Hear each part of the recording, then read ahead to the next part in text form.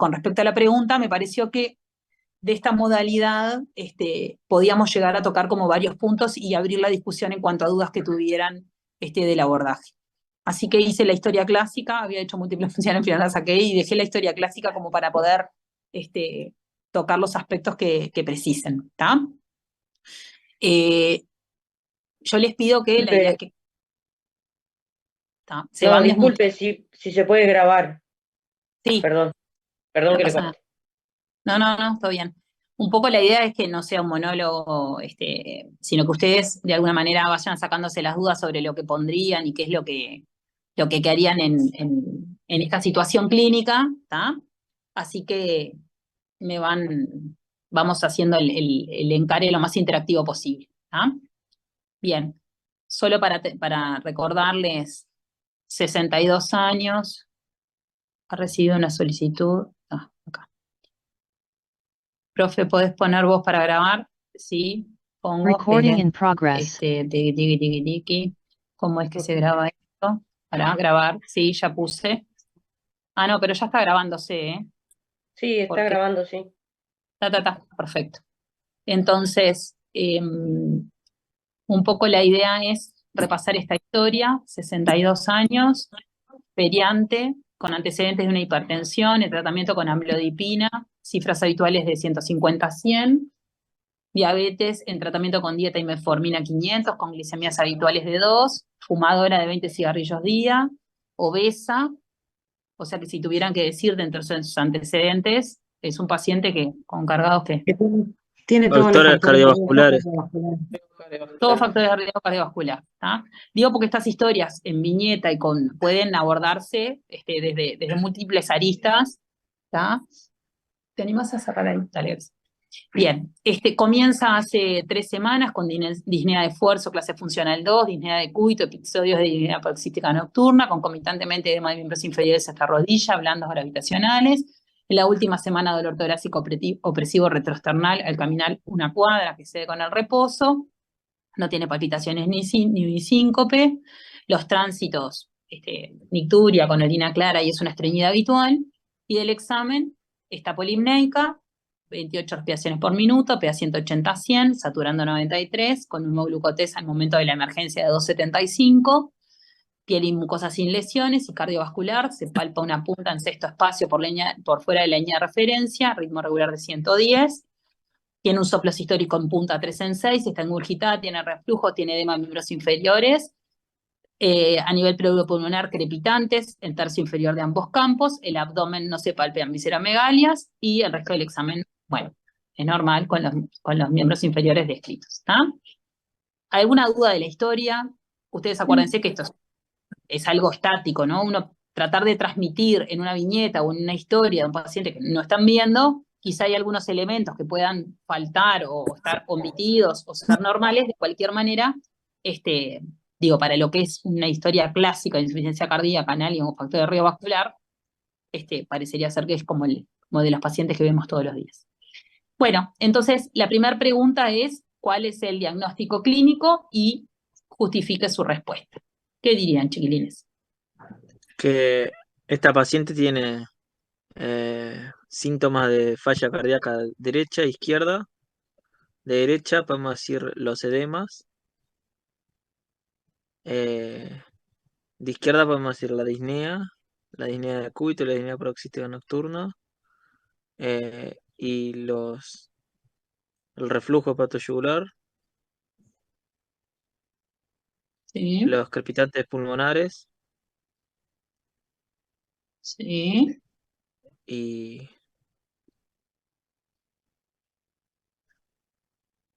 O sea, tu diagnóstico, ¿quién es que está hablando? yo, Facundo. Ahí está, porque no te veo. Un poco acordarse que cuando uno describe, ¿ah? No sé si todos escribieron lo mismo, cómo lo escribieron. A mí me pasó, me surgieron como varias dudas. No sé si ir de lo más chico a lo más grande, y fui como segmentando, sacando los datos que me iban apareciendo en la A historia. ver, léemelo. Por un lado, yo lo que hice fue la agrupación de todos los factores de riesgo cardiovascular, basándome primero en las enfermedades crónicas no transmisibles, la diabetes, la hipertensión, todo con mal control de cifras, con su obesidad, con su tabaquismo, eso como que lo agrupé en un lugar. Por otro lado, tomando en cuenta el soplo sistólico, pensé en una insuficiencia mitral, que vendría a ser como capaz que otra de mis agrupaciones. Y después sí separé lo que eran los síntomas de descompensación de corazón izquierdo y corazón derecho. En el derecho, por ejemplo, puse la nicturia, el reflujo hepatoyugular y, ¿qué más? Del derecho, nicturia y la ingurgitación yugular y el reflujo y los edemas, Edemas. y en el izquierdo todo lo que tenía que ver con las disneas. Después, cuando habla de el esfuerzo y esta disnea que apareció, que se mantuvo en esa semana, pensé en realidad en su principio en un Angor que con esas características que cedía en el reposo, ese Angor podía llegar a ser estable en ese momento. Que ese Angor se transformó en un Angor inestable, ya sea por su propia hipertensión, por ejemplo, y por su mal control metabólico, hasta llegar a una insuficiencia cardíaca global descompensada por la sumatoria de todo esto. ¿Me explico? Capaz que hice mucho entrevero. Bueno, sí, está entreverado como en los conceptos, está bueno ordenarnos y como puntapié para poder armar, porque vieron que la insuficiencia cardíaca es un síndrome clínico, ¿sí? Y como tal es complejo, uno tiene que agrupar. ¿Cómo hacemos diagnóstico de insuficiencia cardíaca? Empezamos como por ahí. ¿Qué es la insuficiencia cardíaca? Cuando el corazón no puede suplir los requerimientos de oxígeno y sangre. Está. A ver, está bien. No puede. ¿Sí? A ver. Es la incapacidad del corazón de actuar como bomba, ¿no? Ese es como el Bien. concepto. Es como más que nada hemodinámico, más que de la función circulatoria final. No, más Como o de la menos. puesta- Es un síndrome clínico caracterizado por síntomas y signos, consecuencia de una alteración anatómico-funcional que está por un bajo gasto cardíaco, la incapacidad del corazón de funcionar con presiones cardíacas normales en reposo o en estrés.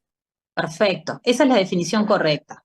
¿Está? Primero que es un síndrome clínico complejo, por lo que vamos a ir abordando en cuanto a los signos y los síntomas, y hay que ordenarlos, porque si no les queda una lista de supermercado. ¿Está? Entonces, para poder razonar bien y hacer un diagnóstico correcto, porque acá va, como es un diagnóstico inicialmente es clínico, ¿no? Y después vamos a ir complementando para ponerle nombre, apellido y el contexto, ¿sí? Pero entonces, lo primero que tenemos que definir es qué es.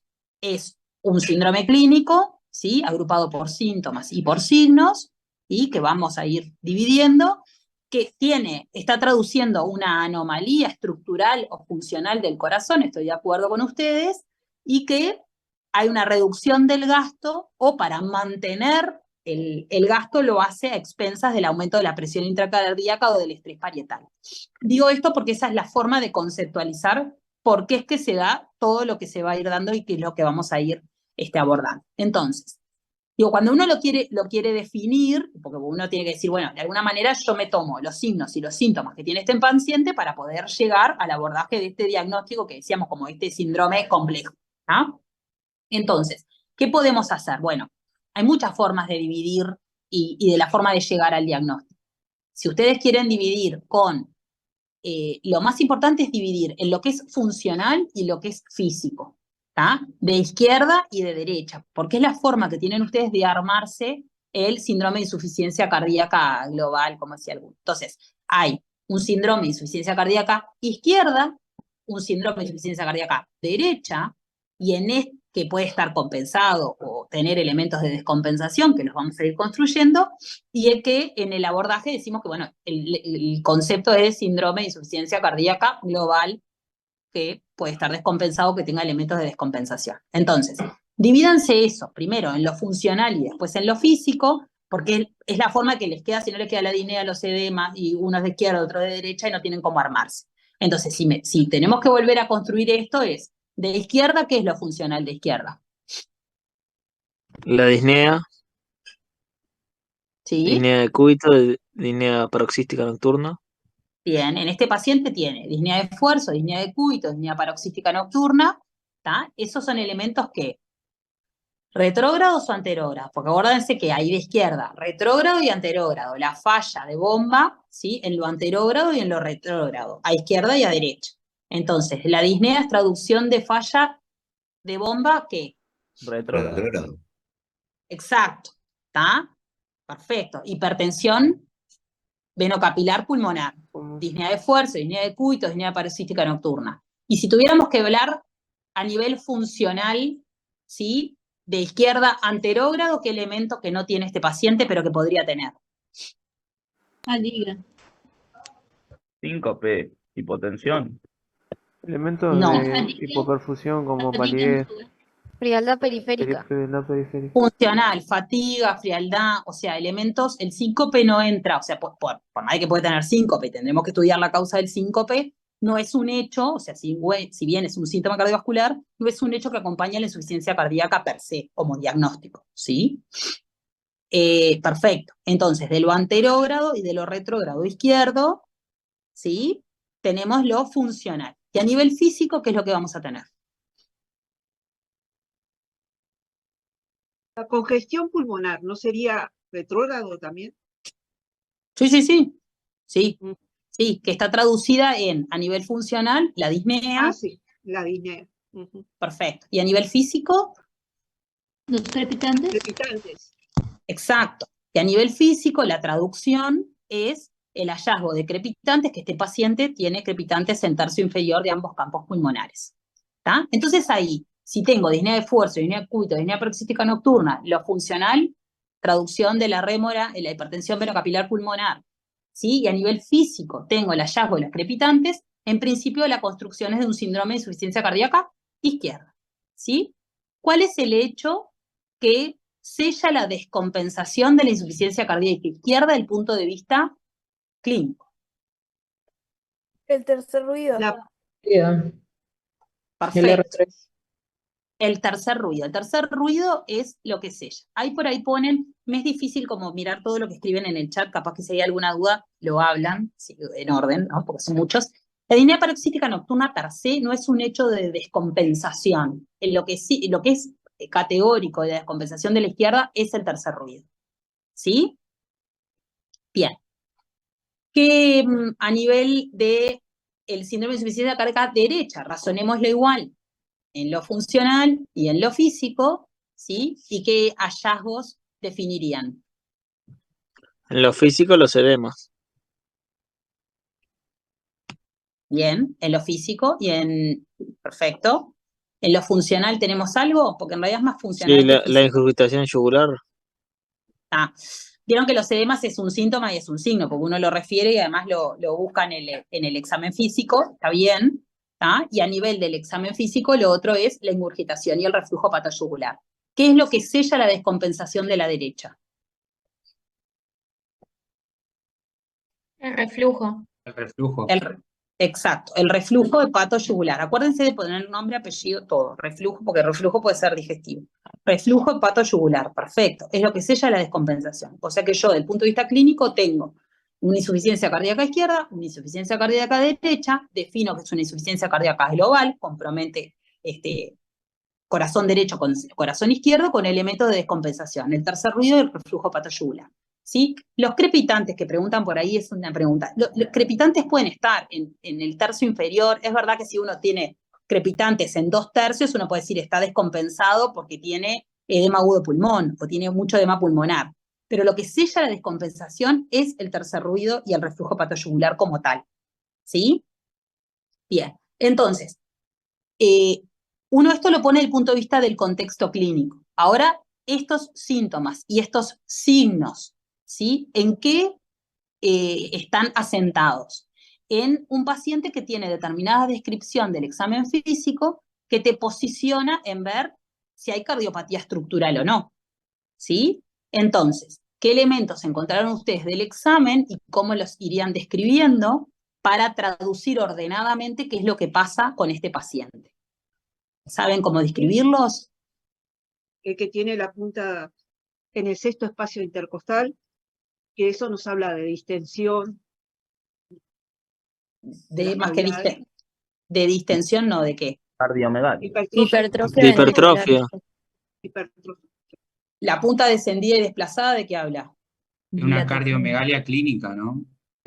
De dilatación. Dilatación. Ahí está. Entonces, ¿y eso qué es? ¿Qué miocardio es? Si uno se tiene que hacer como el concepto a nivel anatómico del corazón, ustedes acuérdense que en el corazón está el miocardio inespecífico, ¿sí? Que es el músculo, y ahí ven que tiene una punta descendida y desplazada, que eso traduce una distensión de cavidades, ¿sí? Tiene el miocardio, ¿qué? Específico. El específico, entonces ahí uno, ¿qué es lo que está buscando? Problemas en la conducción. Arritmias, taquicardia. Bien, entonces ahí, si me tuvieran que decir un análisis del miocardio específico en este paciente, ¿cómo lo describirían? Y en este paciente tiene una taquicardia porque está con 100 ciclos por minuto, pero tiene un ritmo regular. En este caso tendremos que confirmarlo con un electrocardiograma para ver realmente ese ritmo que sea sinusal y que nos terminara alejando de que pudiera haber una FA, por ejemplo, que no la vemos clínicamente, que es también es muy frecuente en estos casos. Correctísimo, o sea, digo para usar este paciente y pueden ponerle un examen clínico de otro enfermo que tuviera un ritmo que fuera irregular, con una frecuencia X, ¿sí? Entonces, ustedes acuérdense que si hacen este razonamiento, como yo les voy diciendo punto a punto, cualquier paciente en cualquier escenario cardiovascular lo van a poder analizar bien. Síntomas, signo funcional, físico, y después pensar en quién, en un miocardio inespecífico de determinadas características. Del miocardio específico, estoy de acuerdo contigo, tiene al examen físico un ritmo que es regular, de tal frecuencia, mayor a 100, o sea, tiene una taquicardia, que como es regular, uno en principio piensa que es sinusal, pero la única forma de ver si hay una arritmia / trastorno del ritmo o qué características tiene ese ritmo es con una confirmación como. Electrocardiográfica. Perfecto. Perfecto. Esa es la forma correcta de describirlo. O sea, si fuera un ritmo irregular, uno piensa por frecuencia, porque está dilatado, ¿sí? Por las otras comorbilidades que ya lo ponen en riesgo de tener una fibrilación auricular como arritmia frecuente, pero la confirmación es electrocardiográfica. ¿Sí? Bien, seguimos analizando este corazón. Vimos el miocardio en específico, vimos el específico, ahora ¿qué vamos a ver?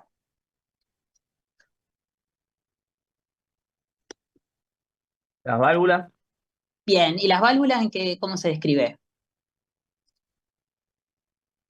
Tenía un soplo 3 en 6, ¿no? Bueno, ¿y qué son las válvulas? Son una estructura del corazón que lo que hacen es permitir que la sangre no vuelva para atrás y que se bombee bien para todo el cuerpo. Bien, pero a nivel valvular, en el endocardio, uno lo que ve es el aparato valvular y lo que ve es esto, que tiene un soplo sistólico en punta, 3 en 6. Entonces hoy quien hablaba, quien lo manifestó, planteó que en principio era un soplo de insuficiencia mitral, ¿sí? ¿Están todos de acuerdo? Sí, por dilatación del anillo. Perfecto, entonces. Pero tendríamos que confirmarlo con un ecocardiograma. Bien, pero entonces yo avanzo un poquito más. En el endocardio tengo el hallazgo de un soplo sistólico en punta. En principio, interpreto que puede ser un soplo de insuficiencia mitral, ¿sí? Podría ser perfectamente por dilatación del anillo, cosa que estoy de acuerdo y seguramente lo sea, en un corazón dilatado, ¿sí? Y que la confirmación del tipo de valvulopatía y sus características es con un ecocardiograma o un estudio de imagen que permita ver el aparato valvular, ¿sí? Y después, ¿qué otra estructura nos queda? Que acá no hay. Pero eso es el endocardio, es el miocardio, ¿no? Si está distendido. Pericardio. El pericardio. ¿Tá? Entonces, acuerda el corazón, el músculo, las válvulas, el tejido de conducción y el pericardio que lo rodea. En principio, en este paciente no hay ningún hecho clínico que nos acerque a que tiene alteración a nivel de pericardio. ¿Qué podría tener? Un roce pericárdico, que tenga derrame pericárdico. Perfecto, que tenga un roce que no es tan frecuente de escucharlo, pero cuando uno lo escucha no se olvida más. Vieron como el cuero que en la fricción tiene como ese timbre muy característico, ¿sí? Y que ahí iría el análisis. Me siguieron un poco el razonamiento, entonces uno, lo funcional, lo físico, miocardio, endocardio, pericardio, se arma, hacemos diagnóstico entonces de insuficiencia cardíaca global descompensada. ¿Alguien tiene alguna duda, alguna pregunta hasta acá? Esa es la forma de justificar, ¿sí? Sabiendo que el diagnóstico, como decían, vamos a tener que tener algunos estudios complementarios, ¿sí? Yo tengo O una sea, uno pregunta. tiene... Sí, Entendí todo el razonamiento y parece re fácil, pero cuando lo di en quinto, lo dimos con los criterios Framingham. ¿Se siguen usando los criterios mayores, menores para insuficiencia cardíaca? ¿en qué sentido? A ver, Para el esa es la diagnóstico, forma de hacer. Sí, ¿cuáles son los criterios menores y mayores? mayores era la disnea paroxística nocturna, el edema agudo de pulmón, la cardiomegalia, el tercer ruido, o sea, todo lo mismo que dijimos, pero están separados entre mayores y menores. ¿Y cuáles serían los menores para vos? Y los menores eran los edemas, el derrame pleural, la hepatomegalia, la tos nocturna. Eso Claro. dicen los criterios. Lo que pasa que la forma de armar, o sea, hay más que, no hay como criterios mayores y criterios menores. En realidad, si uno lo piensa funcionalmente, es lo que tengo que ver cómo describo lo que estoy describiendo, ¿tá? Porque ahí no te apoya en nada. El mayor o menor es si es más específico o menos específico a la hora de hacer la construcción diagnóstica, ¿sí? Pero del punto de vista de la practicidad para hacer el diagnóstico, no te va a ayudar a llegar al diagnóstico. ¿Me explico? Sí, sí, ¿Entendés lo que te digo? entiendo. Entonces, digo para poder ordenar y que puedan resolver cualquier hecho clínico más allá de la prueba, ¿no? A mí me interesa que les vaya bien en la prueba, pero también que les vaya bien en la vida. Ustedes son los que me van a atender a mí, así que quiero que por lo menos, pero no tener nunca, ¿no? Porque hay más típicos y menos típicos, más específicos y menos específicos. O sea, estoy de acuerdo con ustedes, pero para la construcción del diagnóstico creo que queda mejor ordenado de esta manera. No que esté mal, ¿entendés? Más que mayor, menor, más típico, menos típico. ¿Sí? Sí, sí. Esos serían, Eric, los criterios de Framingham, decís, Sí, que en algún exacto. momento los vimos como para apoyarnos en el diagnóstico clínico de la insuficiencia cardíaca, y Framingham sí lo que hacía era dividirlo como en esos mayores y menores, en esos criterios, y ahí evaluaba los signos, los síntomas, la ocultación, la información que te podía dar la placa de tórax, y ahí pensabas en el tratamiento. Capaz que venía Claro. por ahí. Por eso les digo que ustedes lo que tienen que buscar es la forma de argumentar correctamente y ordenada a la hora de hacer el diagnóstico. Entonces, puedo poner, pues si no te queda en lista, o sea, porque vos me podés decir, el diagnóstico de insuficiencia cardíaca porque tiene elementos típicos de disnea paroxística nocturna, ¿no? Menos típicos de, menos específico es la disminución del aumento de peso, el edema periférico, ¿me explico? Entonces ahí como que te queda más menos, bueno, en suma llevo al diagnóstico de insuficiencia cardíaca. Sí, está. Pero, ¿me entienden el orden? Yo quiero que ustedes razonen con orden para poder llegar a un diagnóstico bien justificado. ¿Sí? ¿Estamos? Sí, Sí, sí, sí. gracias. Bien. ¿Y qué hacemos con este paciente, además en lo funcional? ¿Qué otra cosa tiene que tú bien dijiste, Carolina?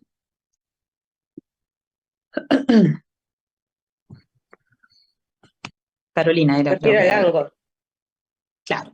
Entonces luego, ves, porque ahí también te había quedado mezclado en la discusión, vos tenías una historia de dolor torácico con determinadas características, opresivo, que aparece el esfuerzo, que calma con reposo, ahora no tiene dolor, ¿está? Entonces, eso, desde el punto de vista clínico, ¿sí? ¿Qué es? ¿Qué es? Un Angor. Una ANGOR. ¿Ah? Acá dice causa de descompensación. Vemos, ahora analizamos causas de descompensación. Pero desde el punto de vista clínico, uno piense, acuérdense que ANGOR, hay un ANGOR típico, hay ANGOR atípico y dolor torácico. Eso depende de las características. ¿Qué es un ANGOR típico por definición? Cuando tiene un dolor que aparece en el esfuerzo, que calma en el reposo o con nitritos. Perfecto. ¿Y este qué tiene? Y este tiene un dolor que aparece al caminar, opresivo, y que cede con el reposo. Perfecto. O Entonces sea que por en eso es un principio, angor típico. bien, es un angor típico. Después vamos a ver si tiene dolor en este momento y ahí poder armar un poquito si es una causa de descompensación, si es que, perdón, que vengo de una gripe, es etiología de la cardiopatía, ¿sí? Pero bueno, ese dato de la historia es importante analizar y hacer como un parate y decir, bueno, tengo también a nivel funcional esto otro. ¿Está? ¿Hasta acá vamos bien? Sí. Sí. Bien, entonces, ¿cómo seguimos para hacer el diagnóstico de insuficiencia cardíaca? ¿O cómo podemos clasificar la insuficiencia cardíaca?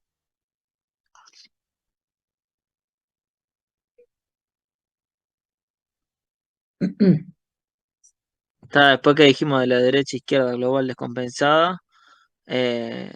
Así repasamos un poco más allá de lo que dicen las preguntas. Yo tenía Digo, si entendido les sirve, si quieren. Aguda, crónica, crónica agudizada. Bien, En ella entonces eso podría sí. ser una crónica agudizada porque podríamos pensar que tiene ya una hipertensión de larga data que no está controlada, que probablemente lo tenía hace un tiempo ya la insuficiencia cardíaca y capaz que por algo ahora en este momento se agudizó. Lo otro que a mí también me había generado la duda era si no podíamos plantear una insuficiencia respiratoria clínica. La paciente está desaturando, tiene una polipnea marcada y también tiene los crepitantes, así que habría que ver también si un edema pulmonar no puede empezar a estar a la vuelta. No sé, me quedaba la duda por eso también sí plantearlo. Pero en principio yo planteé que fuera cardíaca, o sea, insuficiencia cardíaca crónica agudizada. Bien. Lo de los crepitantes es, como decíamos previamente, es un elemento de hipertensión venocapilar pulmonar, ¿sí? Traducción de la insuficiencia cardíaca, o sea, edema pulmonar tiene segurísimo.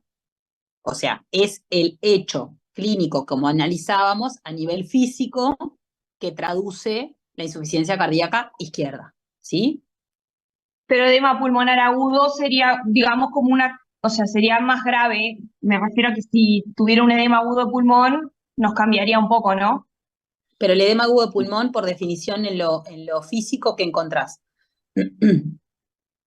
Y tendría que tener la insuficiencia respiratoria, que ella ya tiene la clínica, y además tendría que tener mayor cantidad de crepitantes. ¿Sería eso? Exacto. 2 Tiene tercios, disnea ¿puede más. ser? Exacto. Ah, está, Exactamente. perfecto. Gracias. Exactamente. O sea, es el grado máximo de descompensación de la insuficiencia cardíaca izquierda, en el cual hay insuficiencia respiratoria, como tú bien estás diciendo, en este cortejo sindromático que ya analizamos, con crepitantes 2 tercios inferiores de ambos campos. ¿Sí? Y muchas veces tiene la expectoración asalmonada, ¿no? Que es bien de hipertensión venocapilar pulmonar. Impecable. Gracias. ¿Está? Bien, entonces, si tenemos que describir, lo podemos describir agudo, crónica agudizada. A veces es muy difícil saber, no cambia el punto de vista clínico ahora. Si yo digo que debutó hace 3 semanas o lo tiene hace 3 años y ahora se presenta de esta manera, no nos cambia el punto de vista terapéutico ahora. Capaz que lo que tenemos que ir traduciendo y trabajando es después las etiologías y demás, ¿sí? Pero el concepto es aguda, crónica, crónica agudizada. Bien. ¿Qué otra forma tenemos de clasificar la insuficiencia cardíaca? Y también es importante para después elaborar la terapéutica. Capaz que no tanto en agudo, pero sí en crónico. La clase funcional, capaz. Bien, eso es en lo funcional, sí. ¿Y qué más? Por la FEBI.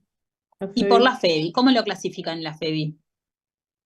FEBI reducida, FEBI normal o FEBI intermedia. Que Bien, ahora intermedia no hay. Ahora es FEBI baja o FEBI normal. No, lo que cambió, la FEBI preservada, la normal no es normal, es preservada, La la FEBI preservada. reducida es menor de 40, la FEBI preservada es mayor a 50, y lo que antes era una FEBI intermedia ahora se llama levemente reducida, entre 41 y 49. Esa es la clasificación nueva. ¿Está? Digo esto porque lo que nos sirve es que levemente reducida se parece más a la reducida que a la preservada, por eso es que se cambió de la intermedia, que era como un gris, a me tiene que llamar más el levemente reducida, sobre todo en lo que tiene que ver con tratamiento. Y lo otro que se agrega, correcto a lo que está poniendo, es la FEBI mejorada, ¿sí? O recuperada. ¿Qué es? Es ¿Saben? cuando Es tenía cuando una... un paciente tenía una FEBI menor al 40% y que durante un seguimiento mejoró más o menos 10 puntos con una nueva FEBI mayor al 40%. Ahí está, mejora 10, o sea, tiene más de 50 o mejora 10 puntos en alguien que ya tenía 40 en el correr de la evolución, ¿sí? Y esto también es muy importante porque es un concepto relativamente nuevo, pero lo que sí tenemos que recordar es que, y ya lo digo ahora para no olvidar el concepto, es que esos pacientes tienen FEBI mejorada, lo que no quiere decir que está curado, que mejoró su función ventricular, que hay que seguirlos, todavía no se sabe exactamente qué es lo que pasa con estos pacientes, no porque no se sepa, sino que lo que no hay que hacer es sacarles el tratamiento. ¿Tá? Esa FEBI mejorada mejoró por la evolución, por la etiología, por el tratamiento, por la intervención, pero hay que seguirlo. Es como el hipertenso que pasa a ser normotenso, no es que se curó, es que está tratado. Entonces este concepto es clave. ¿Tá? Ya lo digo ahora para que quede. ¿Van bien, chiquilines? No sé si estamos hablando mucho, ¿están aburridos? Sí, estamos No, va bien. bien. Bueno, bien, seguimos entonces. ¿Alguna duda hasta acá? Estoy quedando sin batería. No. Bien. La Verónica, siguiente, una pregunta, perdón. FEBI mejorada, ¿cuánto es que tiene que mejorar para considerar que está más, mejorada? más de 10 puntos con respecto a su nueva FEBI, que es mayor a 40. Gracias. ¿Podés repetir lo de la FEBI? Sí, eso, que cuando tienen una FEBI mejorada, en principio el concepto es que mejoró, sea por la intervención que sea, y que no hay que suspender el tratamiento, hay que seguirlos y hacer el seguimiento en forma crónica. ¿Tá? No está del todo claro a quién hay que suspender y a quién no, por lo cual no hay que suspender los tratamientos. ¿Sí? O sea, y sí tiene que ser arriba del 40%. Sí. La mejorada. Sí. O sea, si sube de 10 a 20 no es una FEBI mejorada. Si tenía una FEBI de 10 y ahora tiene una FEBI de 20, sigue siendo una FEBI reducida.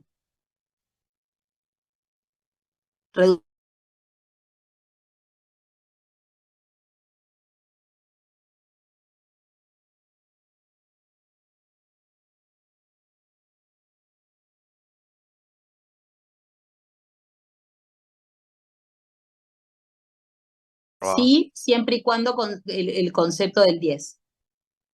Gracias. Bien. Y lo otro que sí ha cambiado en los últimos años es el concepto de los estadios. ¿Sí? No sé si lo estudiaron o si alguien tiene alguna duda con respecto de eso. Acuérdense que hay estadios A, B, C y D. ¿Sí? El estadio A es aquel que tiene los factores de riesgo, pero no tiene enfermedad estructural o funcional del corazón. Es el hipertenso, el diabético, el obeso. Este mismo paciente hace 10 años sin cardiopatía estructural, ¿sí? Sería un estadio A, está en riesgo de insuficiencia cardíaca, ¿sí? Si a este mismo paciente yo no tengo síntomas, pero sí tengo cardiopatía estructural, enfermedad estructural, ¿tá?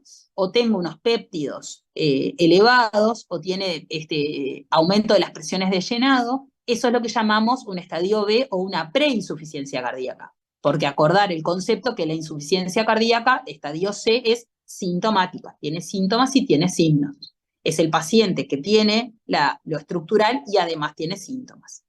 ¿Queda claro esto? Digo para conceptualizar el tema de los estadios. A, B, C y D es el último, es la insuficiencia cardíaca avanzada, en lo cual hay a los síntomas y los signos y la disfunción estructural cardíaca se agrega los ingresos frecuentes o refractariedad al tratamiento.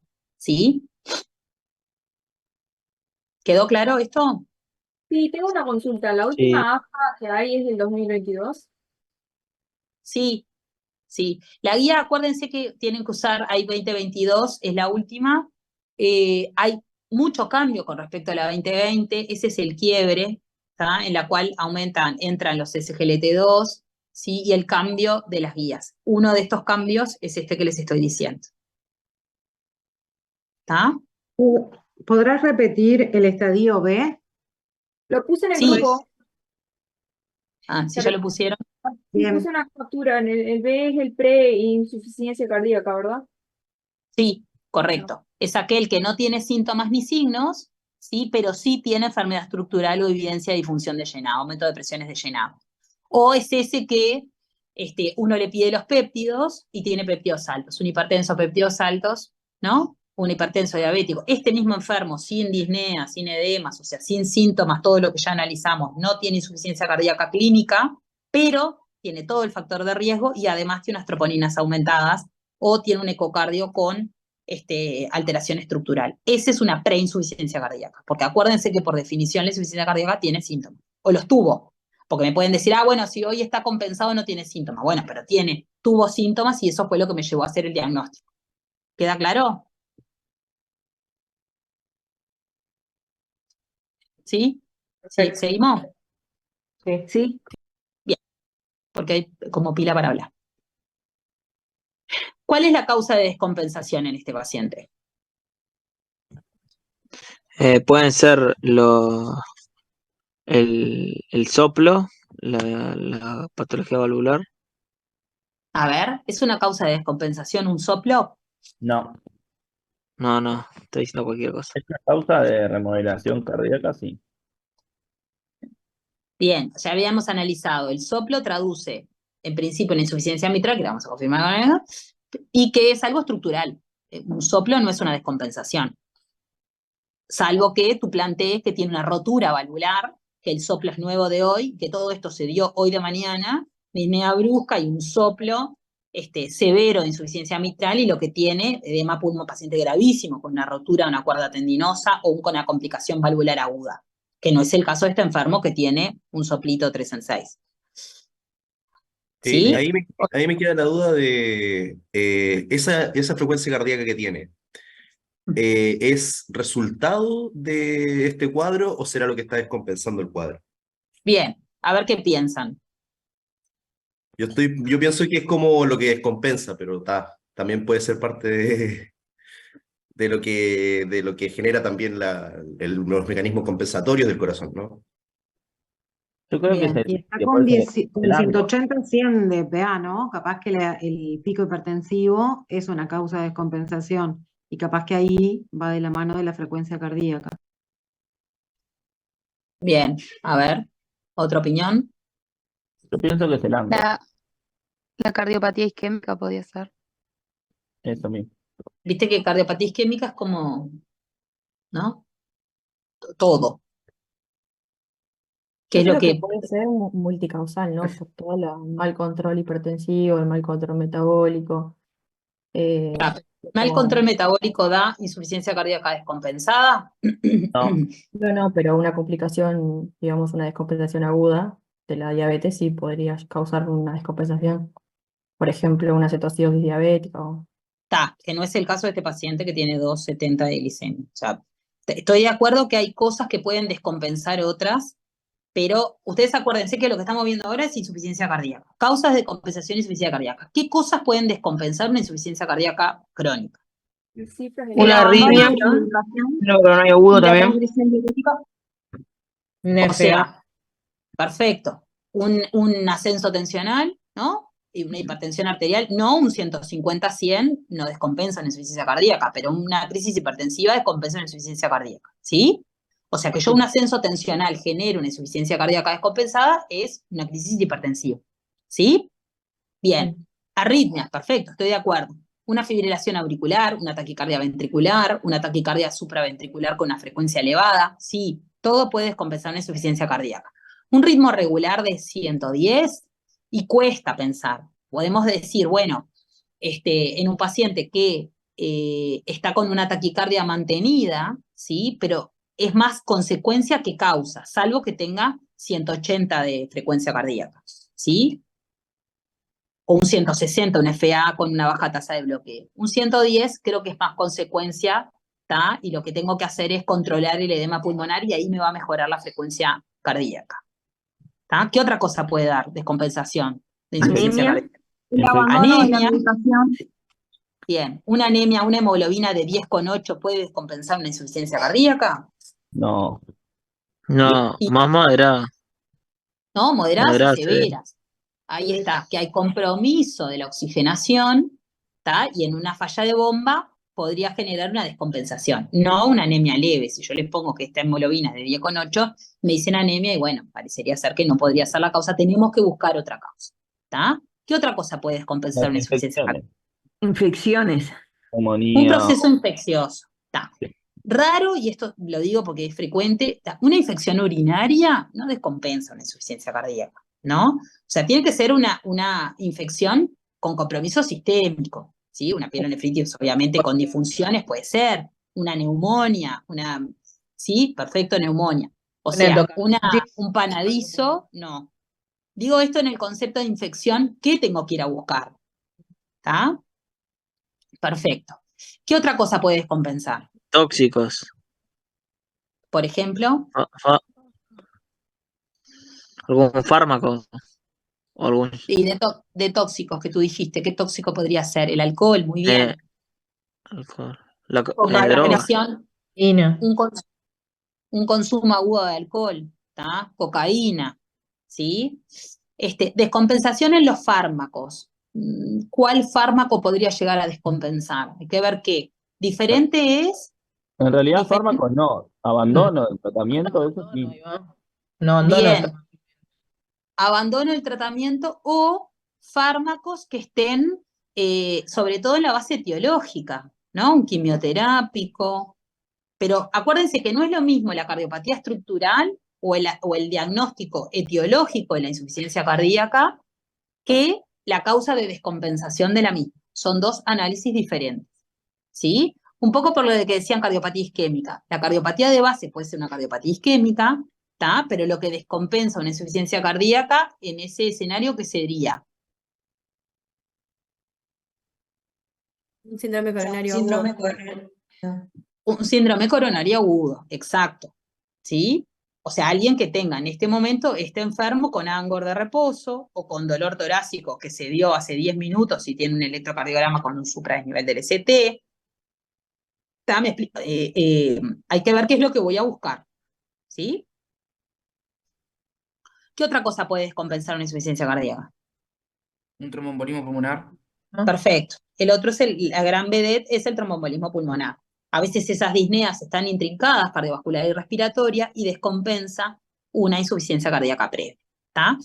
Si ustedes recuerdan, vieron que hay varias mnemotecnias, hay TIMAM, aprende la que quieran, y si no la saben no importa. Lo importante es que ustedes puedan recorrer dentro de todas las probables o posibles causas de descompensación de la insuficiencia cardíaca para que no se olviden de ninguna y no piensen que si tiene un panadizo, la causa de descompensación fue esa infección.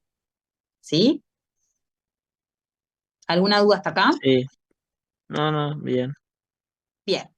Y en este enfermo, ¿cuál sería el diagnóstico etiológico? ¿Qué es lo que piensan? ¿Cuál es la cardiopatía de base en este paciente? La hipertensión. Bueno, ya dice que 3, ¿no? Hipertensiva, isquémica y valvular. Bueno, vos me decís, ¿cuál es la más frecuente? La isquémica. Isquémica. Y tiene ¿Es la todos los más factores frecuente? de riesgo también, ¿no? Digo, es un paciente que tiene todos los factores de riesgo. O sea, es un paciente que tiene todos los factores de riesgo vascular, ¿sí? Es un diabético, que eso como que todavía más, sella más, y además tiene historia de ¿qué? Dolor. De Angor. De Angor. Entonces ahí la cardiopatía isquémica sube así 700 escalones para arriba. Diferente es el escenario de un paciente que no tenga historia de Angor, lo que no quiere decir que puede ser una cardiopatía isquémica o no, hay que buscar la isquemia ahí. Pero, ¿por qué? Porque por frecuencia, pues un diabético, pues un hipertenso de larga data, ¿sí? Pero además, lo que más me orienta, y yo me abrazo a la bandera de que probablemente sea un isquémico. Capaz que no lo es. ¿Está? ¿Sí? Bien. Hipertensivo también, es un hipertenso de muy larga data, controla mal las cifras, ahora está hipertenso en el momento, que puede ser causa, consecuencia, ¿sí? Lo pondría en un segundo lugar. Alguien dijo valvular. ¿Les parece que es una historia de valvulopatía este paciente? No.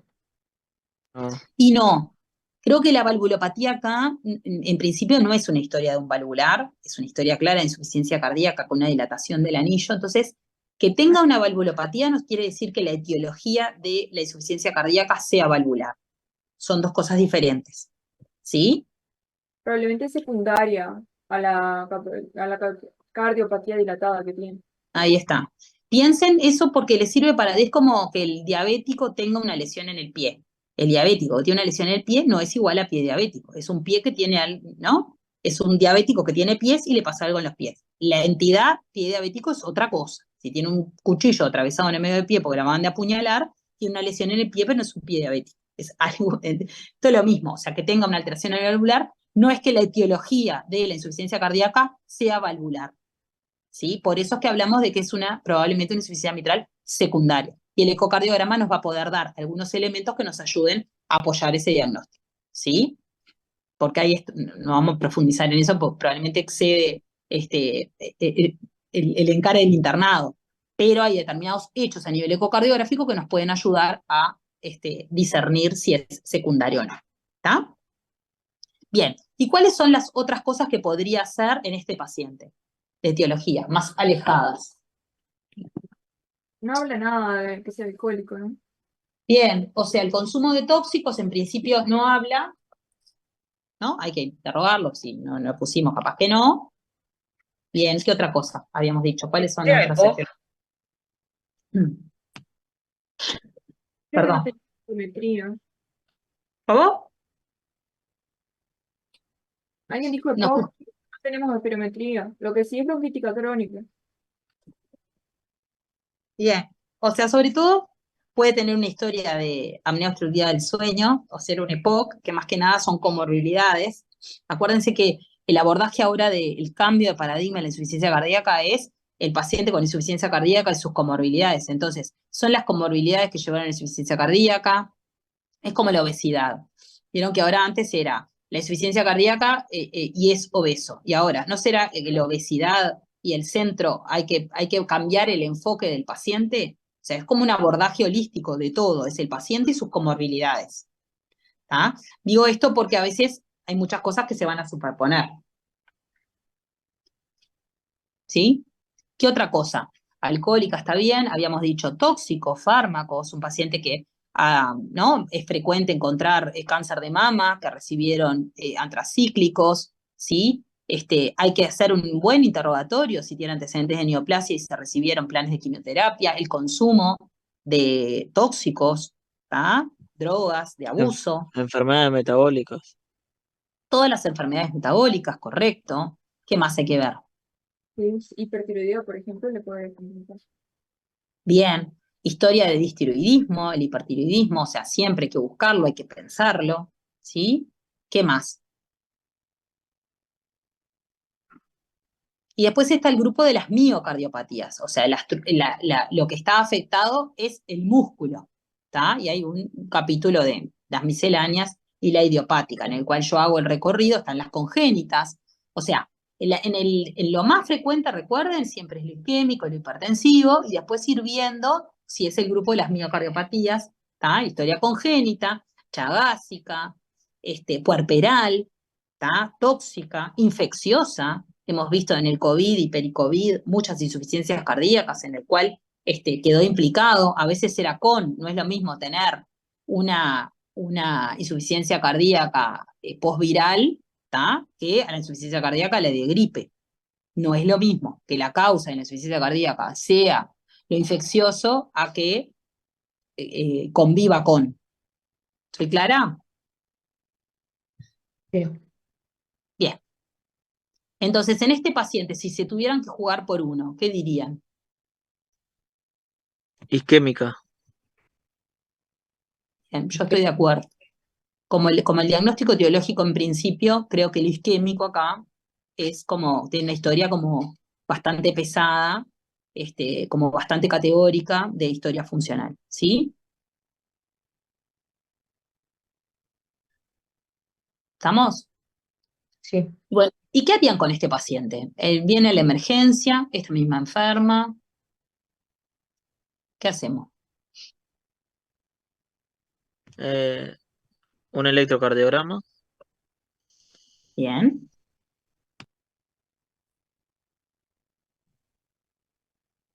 O sea, ¿cuál es el abordaje? Ustedes me están pidiendo para clínica. ¿no? Usted Y me- lo pongo en la reanima, y en cama, semisentado, con un reposo relativo. Le suspendo la vía oral, oxigenoterapia. Si veo que satura menos de 94, creo, más o menos son valores que se... Lo monitorizo, que eso es re importante, para ver la frecuencia respiratoria, la PA, la saturación, y le controlo la diuresis, le pido electro y habría que ponerle vías venosas. vías, muchas. No, No, 2 vías venosas periféricas. ¿Para qué 2? Una. No, una sola. ¿Pensás mucha? Empezás el tratamiento de la insuficiencia cardíaca descompensada, sobre todo se basa en furosemide, para empezar a... Bien, vos me avanzaste 4 escalones. A ver, bien lo que están poniendo. Lo que yo quiero es que ustedes se puedan sentar un minuto y analizar este paciente. ¿Este paciente está grave o no está grave? ¿O está potencialmente grave? ¿Se puede ir para la casa? ¿Le puedo hacer una internación domiciliaria o tiene que quedar internado? Tiene que quedar internado. ¿En dónde? En un área de cuidados moderados, en un área de cuidados intensivos. Cuando viene la emergencia, lo pongo en el área de reanimación, de observación, monitorización, o va a una cama en espera de un cuidado moderado. En todas las patologías, sea la que sea, vean la que vean, analicen lo que analicen, tienen que hacer ese razonamiento. Primero, si el paciente está grave, inestable o potencialmente grave, que lo pueda llevar a el fallecimiento, en cuyo caso ese paciente no se puede tratar ambulatorio, de aquel que se puede tratar ambulatorio, venga la semana que viene o la otra, de aquel que precisa una internación domiciliaria, en el cual yo la asistencia la puedo hacer en forma domiciliaria, pero con un seguimiento estricto. Eso como básicamente como los capítulos. Y a partir de ahí, bueno, decimos, ¿dónde va? ¿Tá? Uno siempre tiene como la estructura de los hospitales públicos, ¿no? Los que son de clínicas, va la reanimación al EMS o no, ¿no? Eventualmente al CI, en el Maciel y en el Pasteur más o menos pasa lo mismo, o sea, uno tiene que ver a dónde va a ubicar el paciente en función al nivel de asistencia que tiene. ¿Tá? Entonces, estoy de acuerdo que este paciente que está taquicárdico, que está descompensado de su insuficiencia cardíaca, que es un paciente con muchas comorbilidades, que precisa una monitorización, estoy de acuerdo. Que precisa oxigenoterapia, cómo es el seguimiento, la monitorización, el seguimiento, qué dieta le pongo, sí o no, si le suspendo la vía oral transitoria permanente. Ya les digo, porque pasa siempre en el internado, la gente deja de comer un tiempo, pero después hay que volverla a poner a la dieta, pues llegan a piso hace 3 días que no come, pues nadie le reinstaló la dieta y estaba en nada vía oral, pero eso le digo para la práctica, para cuando sean internos, ¿no? Uno suspende, pero después alguien le tiene que levantar la suspensión de la vía oral si es posible. ¿Ah? Y estoy de acuerdo con el oxígeno. Eso de las 2 vías venosas, 3 vías venosas, digo, la gente, uno tiene que tratar de ser lo menos invasivo posible, porque ya la enfermedad los invadió bastante. Entonces no preciso 2 vías, contener una, alcanza y sobra, por lo menos por ahora. ¿Está? A no ser que tengamos que reponer algo enérgicamente o algo, si no, no es necesario poner más de una vía. Además, si hay algo que le está sobrando es agua en el cuerpo, o sea que la reposición acá es como... Claro, en este Ojo. paciente, Si hay algo que preciso sacarle y no poner, así que 2 vías, seguro que no, ¿sí? Bien, ¿y qué estudios solicitarían ustedes en la emergencia? En función un poco a lo que fuimos construyendo antes de hacer el tratamiento y un poco va en los fenotipos ahí que están poniendo por ahí, que está correctísimo. Electrocardiograma. Bien, ¿para qué? El electro para ver cómo está el ritmo, cómo está el ritmo, si es sinusal o no es sinusal, la frecuencia cardíaca. Bueno, la frecuencia ya la tenés clínicamente, ya la tenías. ¿Cuál es la frecuencia? Sí, pero bien para ver cómo está los diferentes onda P, QRS, onda T. Pero ¿qué es lo que quiero ver? Porque eso es la forma de leer elementos el... de isquemia. Bien, entonces ahí yo digo, bueno, digo para ponerle palabras a lo que piden. Está correcto lo que estás diciendo, pero yo quiero que avances un poquito más para cuando me justifiques por qué le vas a pedir un electro. Tú le vas a pedir un electrocardiograma, ¿sí? De 12 derivaciones, más allá de que lo vas a monitorizar, y ahí vas a ver cosas importantes. El ritmo estoy de acuerdo, porque habíamos dicho que este paciente tenía una frecuencia de 110 con un ritmo que era regular, pero que queríamos saber si era sinusal o no, ¿está? Acuérdese que los pacientes que tienen enfermedad pulmonar obstructiva crónica pueden tener taquicardias auriculares, O sea, hay otras cosas, otras arritmias que van más allá de la sinusal, de la taquicardia sinusal o de la fibrilación auricular. ¿Sí? También pueden haber flutter. Quiero decir, arritmias 1000. Entonces el electro sirve para eso. Y además elementos de isquemia. O sea, nadie que tenía ANGOR, si yo le dejó de doler hace 10 minutos y ahora tengo un electrocardiograma que tiene un supradesnivel del ST, ¿no? O tiene un infradesnivel de toda la cara anterior, ¿sí? O tiene una Q a nivel de alguna de las caras del corazón, o sea, todo me va dando orientación, además es un hipertenso, ¿qué otra cosa podría tener el electrocardiograma? El índice de Sokolov. Ahí está, o sea, hay elementos que nos orientan a que pueda tener Hipertrofia. La hipertrofia. hipertrofia. ¿Vieron todo lo que se le puede decir? Y entonces hay que ponerlo en palabras. Yo sé que probablemente lo sepan, pero hay que ponerlo en palabras. Para si yo le digo, pero pará, ¿por qué le vas a pedir un electrocardiograma? Te cobro 2.000 pesos por electrocardiograma que pedís. Vamos a decir, no, mira, Verónica, hay que hacer un electrocardiograma por esto, por esto, por esto, por esto. ¿Tá? Acuérdense que no todo es gratis. Digo, un electrocardiograma no quiero decir que te le niega a nadie. Lo que quiero es que lo pongan en el pensamiento, decir por qué cuando yo pido, qué le pido al estudio que le estoy pidiendo al paciente, sea cual sea. ¿Tá? Y eso les sirve para cuando uno escribe, más allá de tildar, así como si fuera la lista del súper, ¿tá? ¿Qué le voy a pedir a los estudios? El electro, de acuerdo. ¿Qué otra cosa le voy a pedir?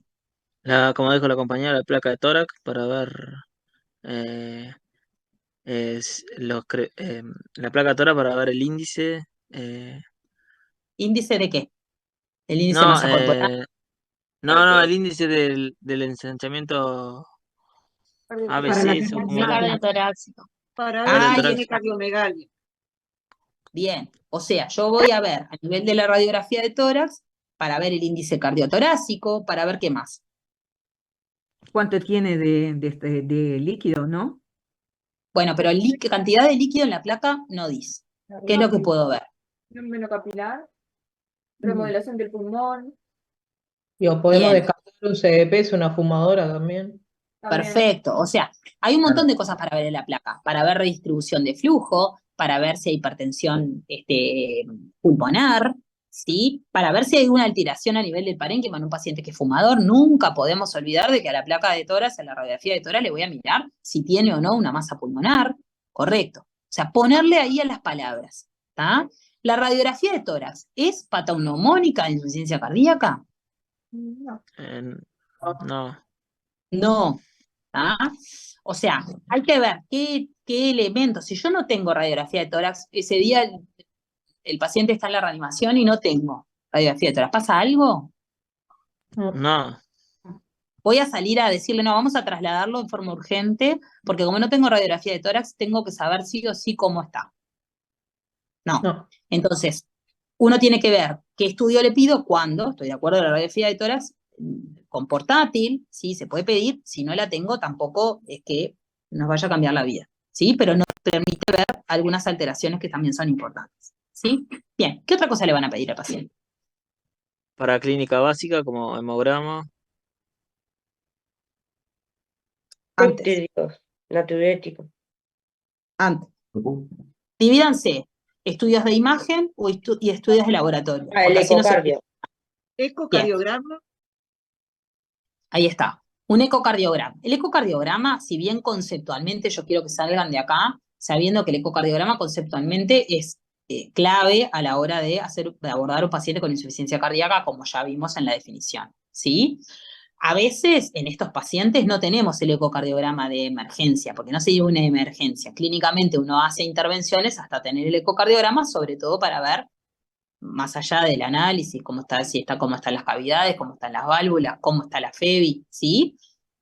Si uno pide a las 4 de la mañana un ecocardiograma de urgencia, pues yo pienso que tiene insuficiencia cardíaca, probablemente el ecocardiografista de guardia no venga, ¿tá? O sea, en el concepto sí es importante, pero sepan que no es un estudio de emergencia, ¿tá?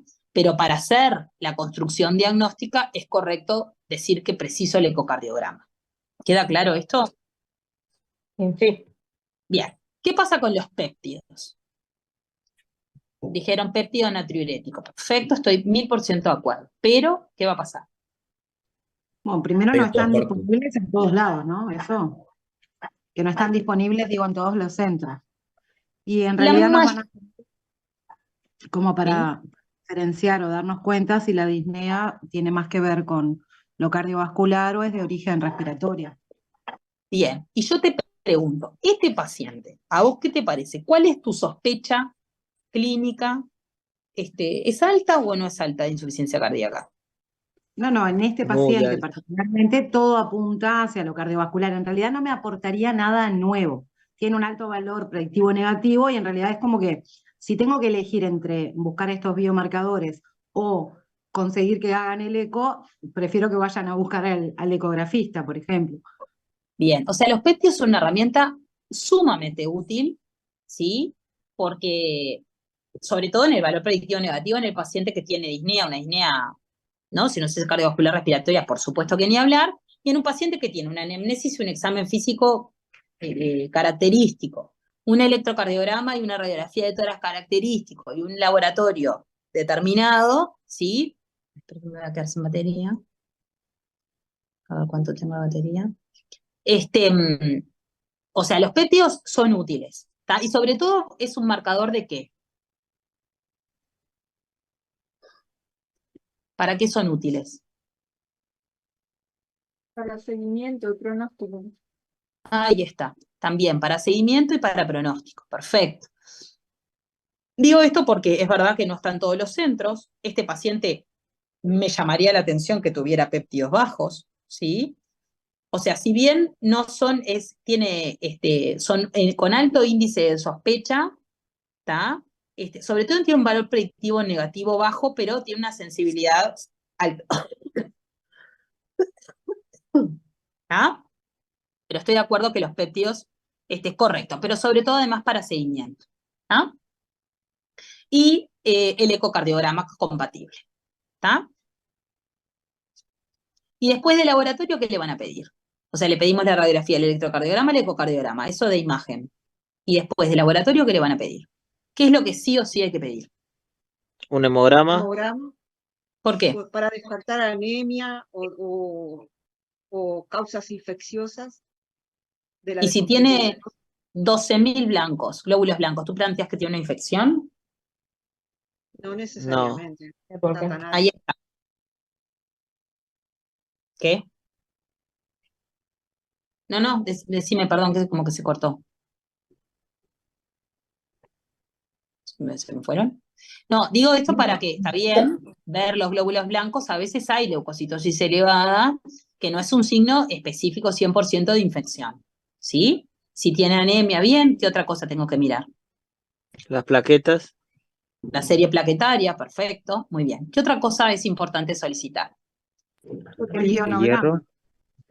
Ionograma, perfecto, es otro hecho fundamental. ¿Para qué? Por la Para hiponatremia, ver. en realidad es un factor adverso, obviamente, independientemente de la insuficiencia cardíaca. Bueno, la palabra adversidad, pero, o sea, muchas veces están asociados en pacientes con insuficiencia cardíaca, la hiponatremia es un hallazgo frecuente, ¿sí? Hay que ver y sobre todo hacer el seguimiento y el tratamiento, ¿sí?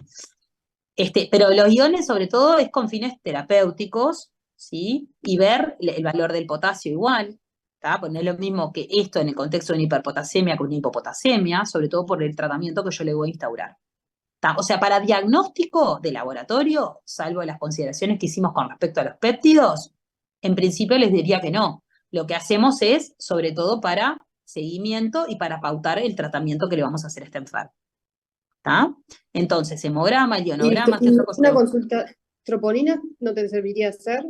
Bien, ¿También? perfecto. Troponinas sí, troponinas no. Y este paciente Piensa que en tiene, este paciente. Van a estar elevadas, me parece. A ver. Está buenísima la pregunta. O sea, si tiene un infarto puede ayudarte porque haces una curva y va a estar más aumentada, pero ya de por sí deberían estar aumentadas porque en la insuficiencia cardíaca descompensada están aumentadas de por sí. Pues yo Bueno, pensando bien. en la causa, ¿no? Porque si pensamos es isquémico, bueno, yo pensara que es un TEP, de repente pido un dímero D, pero como estoy pensando que una de las causas número 1 es isquémica, y tengo que pedir unas troponinas, Bien. ¿no? Una cosa es paciente con Angor y otra cosa es paciente sin Angor. El paciente con Angor, ¿sí? Si yo a este paciente con Angor tiene un supra del ST, se terminó. Más allá que le vayan a pedir troponina, no te cambian nada. Tiene un infarto, no tiene infarto con supra, ¿sí? El paciente que tiene dolor torácico en este contexto hay que ver, a veces hay que curvarlo, ¿sí? Pero el paciente que tiene pelada la insuficiencia cardíaca sin Angor, pedirle troponina es probablemente de alto. Entonces ahí nos encontramos en un gran problema, que es esa troponina. Es traducción de movimiento enzimático vinculado a un accidente de placa, ¿tá? Entonces la troponina no es imprescindible en un paciente que no tenga Angor en el contexto de descompensación, porque nos puede pasar eso, ¿sí? Porque te Bien. va a dar alta, seguramente. Diferente es el paciente que tiene Angor, como es el caso de esta enferma. Claro, si yo no lo puedo correlacionar entonces con elementos cardíacos, digamos, de insuficiencia, como el Angor, por ejemplo, no tiene sentido. Seriarlo, así como decía la compañera ahí en el chat, para un La seguimiento. curva en él, hay que ver sobre todo qué es lo cual con cuál partís. Es igual que el dímero D. Si vos no tenés una alta sospecha porque el dímero D acá te sirve como valor predictivo negativo, que tenga un dímero de 100. Vos decís, no tiene TEP. Ahora, si te da positivo, no tiene un TEP. Los dímeros acá en este contexto es en el contexto de insuficiencia cardíaca. No es un tromboembolismo pulmonar. ¿Tá? Entonces, ojo que pidan dímero D acá, porque la angiotomografía después no es planteable. Un TEP en este paciente no es planteable en este momento. ¿Sí? Sí, yo lo decía como ejemplo. No, por eso digo, lo aclaro por las dudas, porque a veces pasa y después estás, ay, dio 1000 de dímeros, ay, se tendrá un TEP, ay, no le encontré causa de descompensación y ahí me lo mandan a la angiotomografía y después hago insuficiencia renal aguda y todas las complicaciones vinculadas a los contrastes. ¿Está? Bien. ¿Y qué otra cosa es importante? Función renal, perfecto, que dice Gasometría, no Carlos. sé si alguien dijo. Bien, gasometría, acá, ¿es importante, no es importante, más o menos? ¿Alguien le hicieron una gasometría alguna vez? Yo no se lo digo porque Es demasiado invasiva. Si no tiene insuficiencia respiratoria o algo de eso, me parece que no. Bueno, bien, vos decís, invasivo, evidentemente, es un pinchacito un poquito más doloroso. O sea, duele horrible. Estoy de acuerdo de no hacer, porque el día que te hacen una, después no querés que te la hagan todos los días, cada rato, ¿tá? A pesar de que hay que practicar hacer gasometría. Pero en este paciente, capaz que yo le pongo mascarita, veo cómo responde el tratamiento, no salgo corriendo haciéndole una gasometría. Si alguien me lo justifica, me dice, bueno, tiene desatura, está polimneico, clínicamente tiene insuficiencia respiratoria y yo lo tengo que confirmar con una gasometría, está bien argumentado, no es que esté incorrecto. Quizá acá no me apura demasiado, ¿sí? Lo que yo pienso que la insuficiencia respiratoria está vinculada al edema pulmonar de la insuficiencia cardíaca, la descompensación de la insuficiencia cardíaca. Entonces, capaz que con un poquito más de cancha, digo, vamos a esperar y después vemos cómo va la oxemia. Si alguien me lo justifica porque lo hizo, porque planteó que tiene insuficiencia respiratoria, ventilatoria en realidad, y lo quiero confirmar con la gasometría, que es la forma correcta, está bien argumentado. Por eso le digo que pongan en palabras lo que plantean. Si está bien argumentado, capaz que vos haces una cosa y yo hago otra, pero está bien argumentado. ¿Está? ¿Están ahí? Como no veo ninguna cara, me deprimo porque hablo sola. ¿Está? Consulta. Sí. Porque en ese caso tendría que ser una gasometría arterial. Sí, arterial siempre. Yo voy a ver la oxemia, es arterial. ¿Está? Lo venoso sirve en el contexto si yo quiero ver acidosis en un paciente con insuficiencia renal, o sea, ahí hago el seguimiento con gasovenosa. Si no, es arterial. Yo lo que quiero ver es la oxemia y la saturación. Bien, ¿Acá le seguimos. ¿Qué otra pedirías cosa el perfil humoral del hierro? Bien, perfecto. Acuérdense que ferropenia es una comorbilidad frecuente y es una alteración que hay que pedir siempre, ¿tá? Porque acuerden que independientemente de si el paciente tiene o no anemia, puede tener ferropenia y corregirla mejora los síntomas, ¿tá? Antes se hablaba que era solo en el ambulatorio, ahora ya está visto que el paciente puede ser administrado el hierro durante la etapa de internación en un contexto de descompensación. Tampoco es lo más importante en este paciente en este momento, ¿sí? Pero estoy de acuerdo que la ferritina y la saturación tiene que estar. En Bien. este paciente no, porque sabemos, aparentemente es un eutiroideo, pero podríamos pedir la TSH. Bien, la TSH también hay que pedirla porque puede haber un distiroidismo, sobre todo un hipertiroidismo, y hay que tratarlo, ¿de acuerdo? ¿Qué otra cosa Después está importa? el hemoglucotés por la diabetes. Ya lo tengo ahí, tengo 287 de hemoglucotés. ¿Estás hablando de ahora en emergencia o diferido? En emergencia le pedí el hemoglucotés, perfecto. ¿Le van a pedir una glicemia? Estaba hablando del perfil tiroideo. ¿Se lo pedís ahí en emergencia también? Bien, está bien. En realidad, si lo pedís hoy, mañana, la TSH no sale de emergencia, salvo que lo recontra justifiques y te pelees con el laboratorista y todos sus familiares directos. Porque no es un estudio que te vaya a cambiar la vida, salvo que vos tengas un coma mixedematoso y que querés confirmar que tiene una TSH de 150 para tratarlo, o en el contexto de un hipertiroidismo, ¿tá? Una cardiopatía tirotóxica en el cual hay determinadas conductas, ¿tá? Que hay que hacer, entonces a veces se puede pedir. Habitualmente no sale, es como el perfil lipídico. Me van a decir, ¿hay que pedir un perfil lipídico? Sí, claro. Las primeras horas, bueno, está. De emergencia nunca. Nunca te van a procesar un perfil lipídico, no cambia nada. Empezar la estatina ahora, mañana. ¿Está? Pero es importante, porque yo entiendo que pues, cuando uno lo tiene que transcribir, pero no es un estudio de emergencia. ¿Está? Distinto a Ya la función está, no hay renal. más. ¿Sí? ¿Qué? Sí, pero ya está, creo que ya pedimos todos los estudios, ¿no? Bien. Sí, creo que sí, que se pidió todo. ¿Alguien Una pide algo más? pregunta. La serología de Chagas. Bien. Serología de Chagas. ¿Es importante pedir? Es que en Uruguay, bueno, depende la edad de la paciente, pero en Uruguay está como erradicado de Chagas, ¿no? No, no está. Hay que pedir. Depende del departamento de paciente. Ahí está. Sobre todo los que Capaz que poseen en Artigas. Bien. Hay que pedir lo que está radicado es en la circulación, como, Un porcentaje. claro, pero viste que ¿cómo se llama? Ay, me sale, el ciclo silvestre no es lo mismo que con el humano. Pero hay que pedir serología de Chagas, ¿no? Ahora, ni por decreto de ley, pero sobre todo es con criterio para el diagnóstico de etiología. ¿Sí? Siempre pedimos el OMIC, yo formo parte de la unidad de insuficiencia cardíaca del Clínicas, se piden a todos cuando estamos estudiándole la etiología, ¿sí? Bien, está bien. Bien. Bueno, ¿cuál era la siguiente pregunta? Estoy abriendo la historia. El ¿Qué tratamiento realizaría? Ahí está. ¿Alguna duda hasta acá? No. ¿No? Bueno, ¿qué tratamiento hay que hacer en la emergencia? Un poco, el que escribió fenotipos, a ver, me cuenta un poquito qué es lo que... Porque una cosa es lo hemodinámico, ¿sí? Y ahí los perfiles de paciente. A ver, alguien que me... Y otra Claro, cosa es el fenotipo. A ver, los cuéntenme. fenotipos son con hipotensión, sin hipotensión, congestivo o no congestivo, ¿no? Bueno, eso no es fenotipo, ese es el perfil hemodinámico.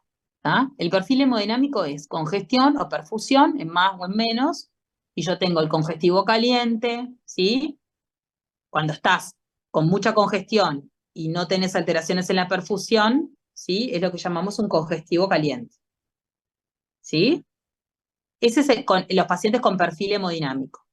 Ese Distinto más es en los fenotipos de pacientes, que el fenotipo de paciente es algo que incorpora nuevo la guía, ¿tá? En la cual lo que ahora se está viendo, eso como en varias patologías, es hacer como lo que llamamos clústeres de pacientes. O sea, no es lo mismo el paciente que es hipertenso y tiene fibrilación auricular, que el paciente que es diabético con enfermedad renal, que el paciente que es hipertenso diabético con enfermedad renal. Eso quiere decir fenotipo. Son clústeres, pasa lo mismo en la obesidad, pasa lo mismo en la hipertensión. O sea, el abordaje del paciente como subgrupos de pacientes dentro de las patologías que comparten determinadas cosas.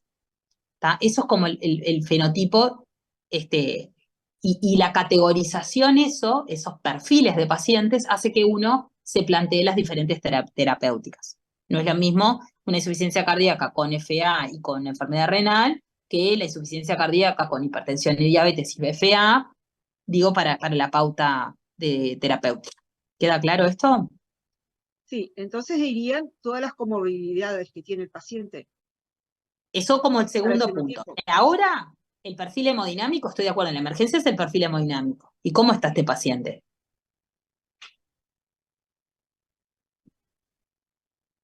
Ya lo habían dicho, ¿no? Congestivo y caliente. Ahí está húmedo o congestivo y caliente. Entonces, ¿qué priorizo acá? ¿Cuál es el tratamiento que va a priorizarse en este tipo de enfermos? La congestión. Furosemide. ¿Por qué? ¿El furosemide qué es? Un diurético. Diurético. ¿Y el diurético qué es? Un deplectivo. Perfecto, perfecto. Entonces, el abordaje del paciente en este contexto, con este perfil hemodinámico, lo que voy a priorizar es el tratamiento deplectivo. Y el tratamiento deplectivo es en base a diuréticos. ¿Y qué diurético? Un diurético de ASA, del tipo del furosemide.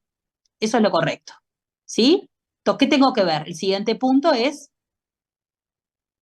Ay, estoy quedando sin batería, pero ahí lo voy a cargar.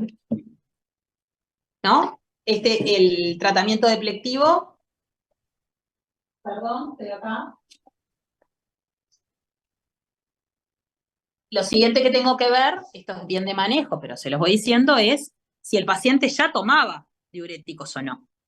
Porque no es lo mismo un paciente que ya tenía diurético previamente, en el cual yo le voy a tener que aumentar, duplicar o ver si es que lo estaba tomando, ¿no? Si lo estaba tomando vía oral, intravenoso, ver la respuesta, ¿está? Yo les estoy siguiendo un pasito más. Pero el concepto es que acá la prioridad en este momento es el tratamiento deplectivo. ¿Sí? ¿Estamos de acuerdo? Sí. Bien. ¿Y qué más vamos a hacer por este paciente? Si tuvieran que hacerme las indicaciones en la emergencia, ¿qué le van a hacer? El reposo, todo eso ya está. ¿Qué más? ¿Le van a poner sonda o no le van a poner sonda? Sí, ¿no? Para ver si... Para hablar la diuresis. Control de diuresis. Acá alguien dijo sí. ¿Alguien dice no? ¿No se podría hacer un control no invasivo de la diuresis? ¿Alguien acá ¿cuántos niños tenemos? De las 216 personas que están en el Zoom en este momento, ¿a alguno le pusieron alguna sonda vesical alguna vez? No, pero yo no se la pondría. Es horrible. Pacu dice no. Otro dice es horrible, no sé si alguno tiene hijos, le hicieron una cesárea, le pusieron una sonda o sí. Perfecto.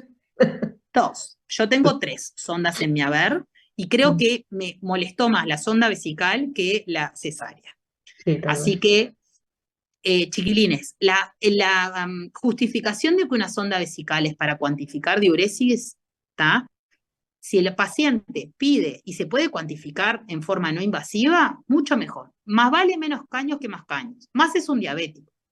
En esto es una diabética, ¿está? A veces por hacer ese razonamiento lesiona la uretra y entonces tenemos 2 problemas. Una sonda que después es difícil de sacar, una lesión de la uretra que se la pusieron en una sonda que no tenía indicación. Si tiene una retención de orina, no hay ninguna duda que voy a poner la sonda. O sea, no soy detractora de la sonda. Lo que quiero decir es que uno tiene que poner las cosas cuando las tiene que poner y porque las tiene que poner. ¿Sonda vesical acá, en principio? No. Paciente que está en coma, paciente que... Eso es otra situación. No se quiere levantar y por eso te pide la chata. O sea, no es una justificación ponerle la sonda para cuantificar diuresis. ¿Sí? Hay que justificar bien la sonda vesical, porque además es un diabético. Entonces vos pones una sonda y el riesgo de infección después... No. Hay algunas personas que les encanta la sonda vesical, no me preguntes exactamente por qué. Club de fan de la sonda vesical, ¿está? Pero no en principio, yo a esta paciente no le pondría sonda vesical. ¿Está? Bien, ¿qué más? No está inestable hemodinámicamente, acá Carlos pone perfecto. ¿Qué ¿Qué más pasa vamos con a la dieta OARA2? Pues Baja la estamos en presión, una ¿no? crisis hipertensiva, ¿no? Perdón, verdad que me perdí ahí, ¿qué? Era una paciente hipertensa que estaba en tratamiento, no me acuerdo si tenía IECA o ARA2, pero digo, en este caso también tenía una cifra de crisis hipertensiva. ¿Vamos a bajar esa presión arterial con captopril, Bien. por ejemplo? Ella dice, bueno, vamos a bajarle el captopril porque yo lo que quiero es bajar la presión arterial. Bueno, pero... Pero igual ahora no está en una crisis si tenía 150, 100. No, tenía 180. Tiene las habituales son de 150 y ahora tiene está 180. ahí abajo, sí, sí. Si la paciente tiene una vía, yo no sé si se lo daría oral, se lo doy intravenoso para ¿Y pero bajarlo. qué le vas a dar intravenoso? La betalol, no sé, algo para bajarlo. Pero ahora en este momento, ¿a vos te parece que es la hipertensión lo que está descompensando a este paciente? No, pero puede tener daño de órgano blanco por tenerle presión alta. Pero ojo cuando uno piensa que tiene 290 de presión arterial en el contexto de una descompensación a un 180. En alguien que tiene habitualmente 150, si estás descompensado tenés 180. O sea, no me desvela tanto el 180, ¿sí? Como no se puede esperar el furosemide, perfecto, Laura, estoy de acuerdo contigo. O sea, vos ya le vas a dar un antihipertensivo, porque el diurético de ASA, el furosemide, es un excelente antihipertensivo. ¿Está? Entonces, tampoco me estoy rasgando las vestiduras por el 180-100. Hay quienes pueden decir, ¿puedo hacer un antihipertensivo bioral y le voy haciendo el furosemide? También es correcto, pero no es lo que más me desvela. Acá lo que tengo que tratar es de mejorarlo y sacarlo de la congestión pulmonar, ¿sí? Que tampoco es una emergencia, como si ya les digo, como si tuviera 280 y tiene una hemorragia meningia. O sea, ahí son personas distintas, ¿sí? Entonces, perfectamente puedo empezar con el diurético, ¿sí? Con el furosemide intravenoso, como le voy a hacer, y voy a ir viendo. Lo tengo internado, lo estoy monitorizando, ¿sí? Ahí alguien puede decirme, bueno, yo puedo hacer un IECA bioral, tampoco es que tengo que decapitarlo y dejarlo con 8,5, porque probablemente ahí, cuando uno hace 50 fármacos a la vez todos juntos, capaz que el resultado es que tenés un paciente muy hipotenso y que después no tenés cabeza de presión para hacerle. No quiere decir que esté mal, quiero decir que hay que tener mucho cuidado, pero mi problema ahora es la congestión pulmonar, más que el valor per se del 180-100. Distinto es un 250. ¿Me explico? Con Angor. ¿Está? Bien.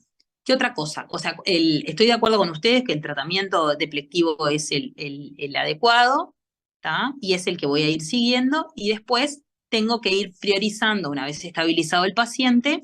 Por supuesto que sí tiene un síndrome coronario agudo, o sea, son pacientes muy dinámicos, ¿tá? Esto es una estática, no vamos a hablar de infarto ahora porque estaríamos toda la noche. Pero lo que les quiero decir es que, bueno, en principio la prioridad acá es el tratamiento deplectivo. Valeria, que levantaste la mano, ¿qué querés decir? Desmuteate nomás.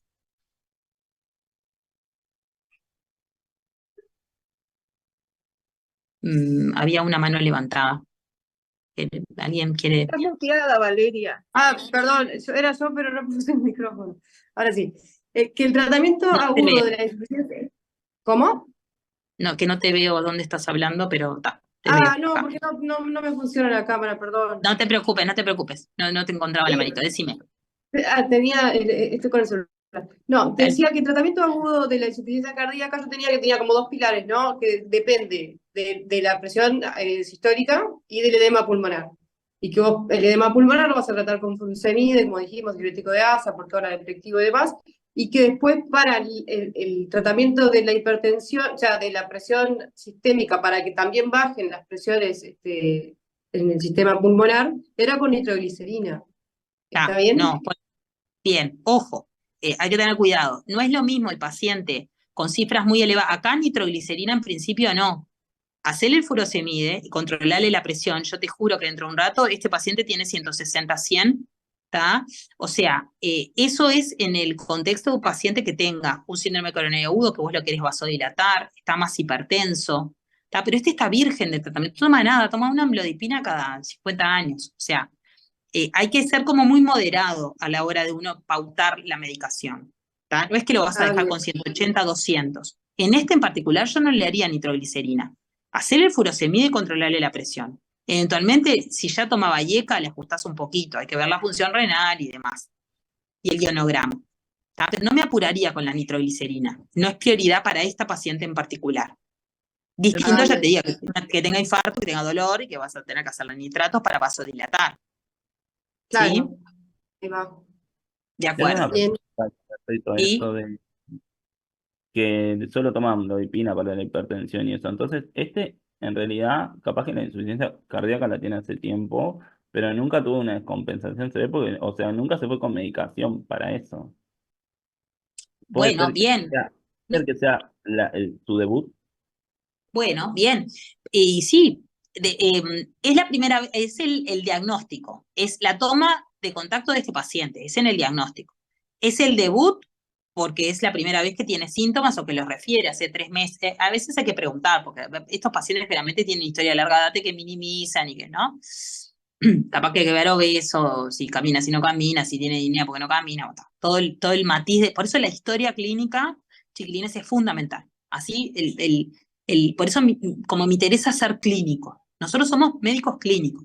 Y los médicos, más allá que después las pruebas ahora sean múltiple opción, y no soy detractora de la múltiple opción, quiero decir que les hago hincapié, chiquilines, cuando entren al internado, hagan ejercicio de la historia clínica, hacer el interrogatorio, el examen físico, los planteos.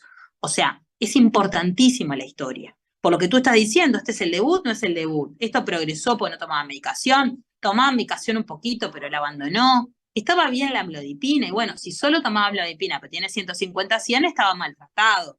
O sea, no es que sea un fármaco que esté mal, la amlodipina es un excelente antihipertensivo. Capaz que en este paciente precisaba algún otro fármaco adicional. O sea, todo eso es que lo más importante acá es hacer una correcta historia clínica y sacar todos los datos. ¿Sí?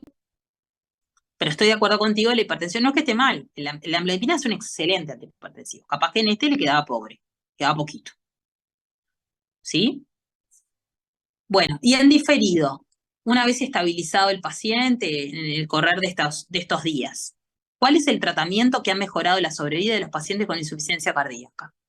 Los cuatro Pregunta de fantásticos. examen Los cuatro fantásticos. Viste que no te lo van a preguntar así. Los cuatro fantásticos, los tres, ¿no? O Sacó lo del del tiro hombre Saltán, araña. beta bloqueante, SGLT2 y la espinelolactona. Antagonista de los receptores mineralocorticoideos. Perfecto. Viste que sacubitril satán sería elección, ¿está? Si no es IECA o ARA2. O sea, de los grupos farmacológicos, y por eso vuelvo al tema de los perfiles de pacientes. Hace años uno empezaba con un grupo hasta la máxima dosis tolerada, después ponía otro, la máxima dosis, después otro, ¿tá? Ahora empezamos con todo. Se vio que es mejor empezar todo junto con dosis que tolere el paciente, porque si vos lo clavas de pico, mañana le ponés los 4, probablemente no lo va a tolerar tan bien. Pero lo que se vio es que es mejor empezar con todos los grupos farmacológicos para atacar todas las vías de generación, digamos, de la insuficiencia cardíaca fisiopatológicamente hablando, que poniendo uno, esperando, poniendo otro, esperando, poniendo otro, esperando, poniendo otro, esperando. ¿Está? Y hay que ver perfiles de pacientes. Si yo tengo que un paciente que tiene, por ejemplo, una enfermedad, es un asmático severo, ahí el beta bloqueante no lo voy a poder usar. ¿Sí? Si yo tengo un paciente con una enfermedad renal crónica con una creatinina ahora de 5, el IECA o el ARA2 no lo voy a poder usar. Quiere decir que dentro de los pacientes y de los 4 fantásticos que repetimos todos, estamos hablando de FEBI reducida, ¿no? Los que tienen FEBI preservada, lo único que no hay como grandes estudios, lo que se ha visto ahora que mejora es con los ISGLT2 y el resto los factores de riesgo. ¿Sí? Pero lo que estamos hablando de los 4 fantásticos, ¿no?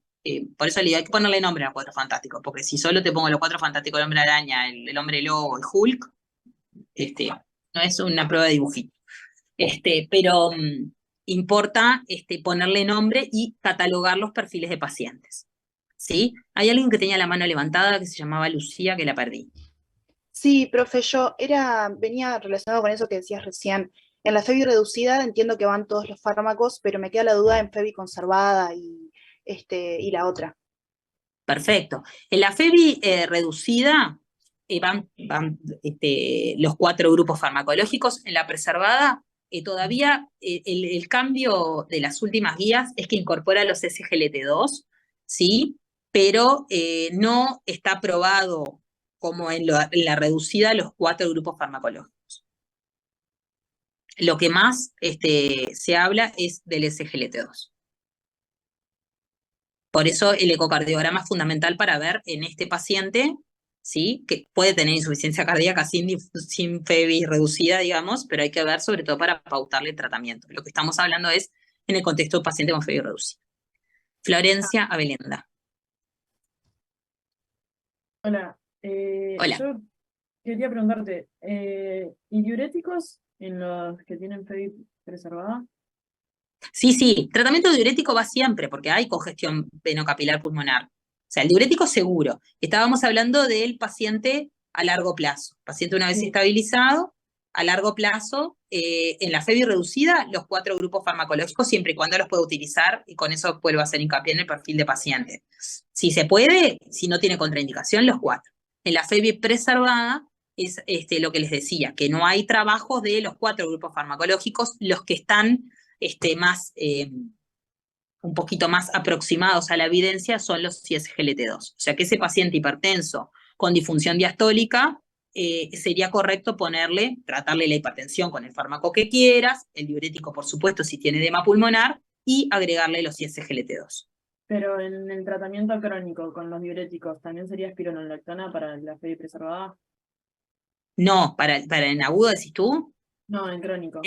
es el diurético de ASA. No, es el diurético de ASA. El antagonista del receptor mineralocorticoideo, capaz que tú lo podés utilizar como un fármaco más en la hipertensión arterial, pero no es el tratamiento crónico para la insuficiencia cardíaca preservada.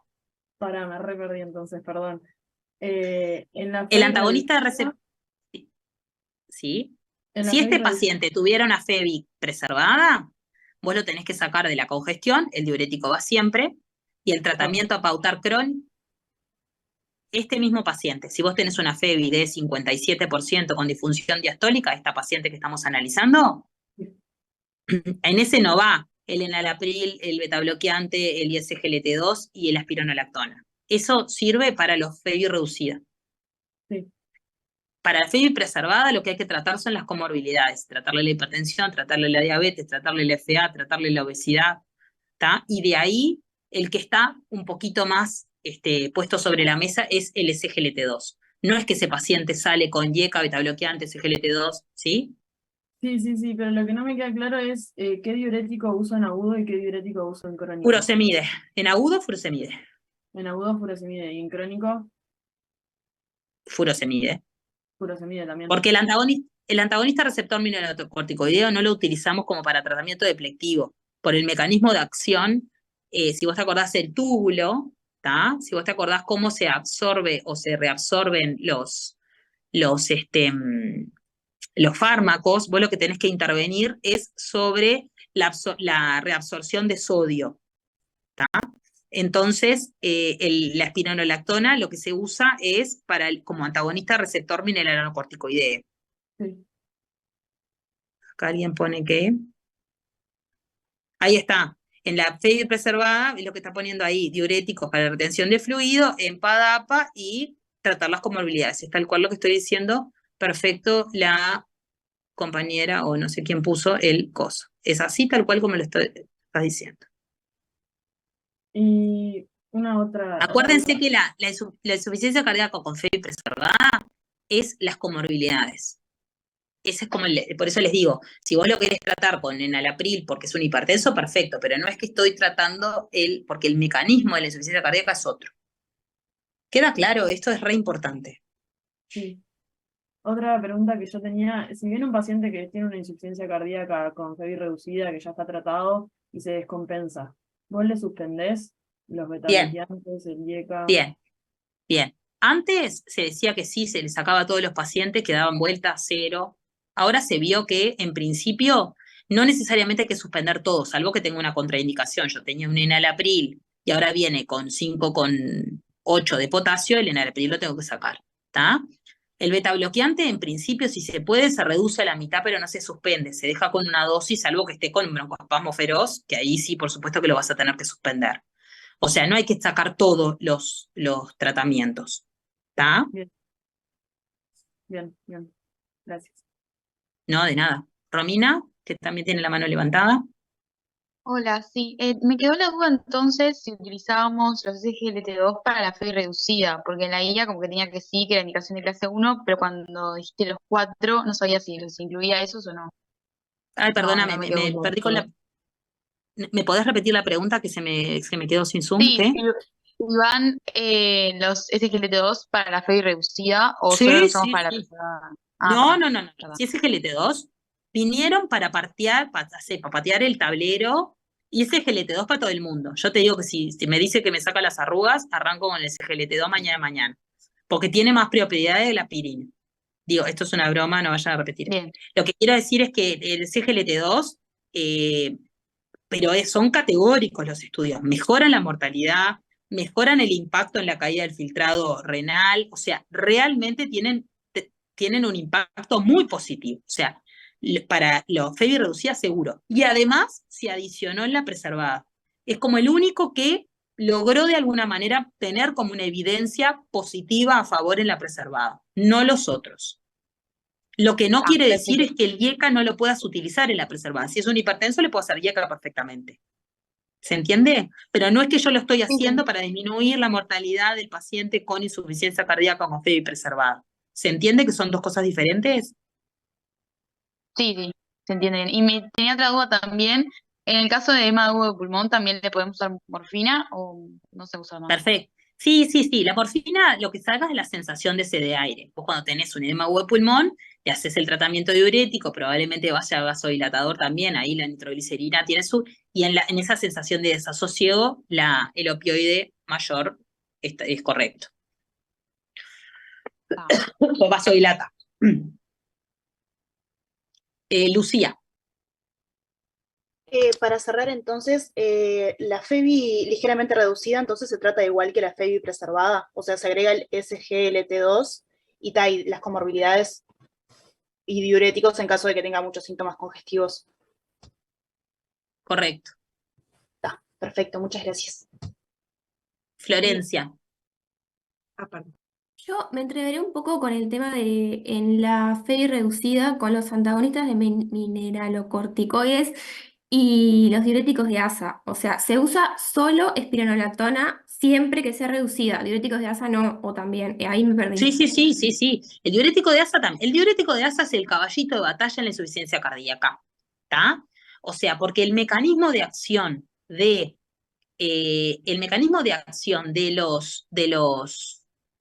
diurético de ASA es diferente al mecanismo de acción por lo cual uno utiliza el antagonista de receptor mineralocorticoideo.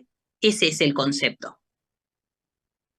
Perfecto. Y yo además tenía que la espironolactona, capaz que es viejo, se usa como solo en algunos casos, por ejemplo, FEBI menor a 30 recién. Ya con No. menor a 40 ya se usa.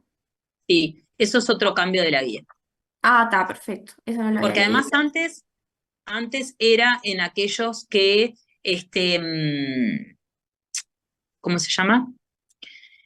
Antes eran solo en los isquémicos y con FEBI menor a 35. Ahora es el tratamiento para los 4.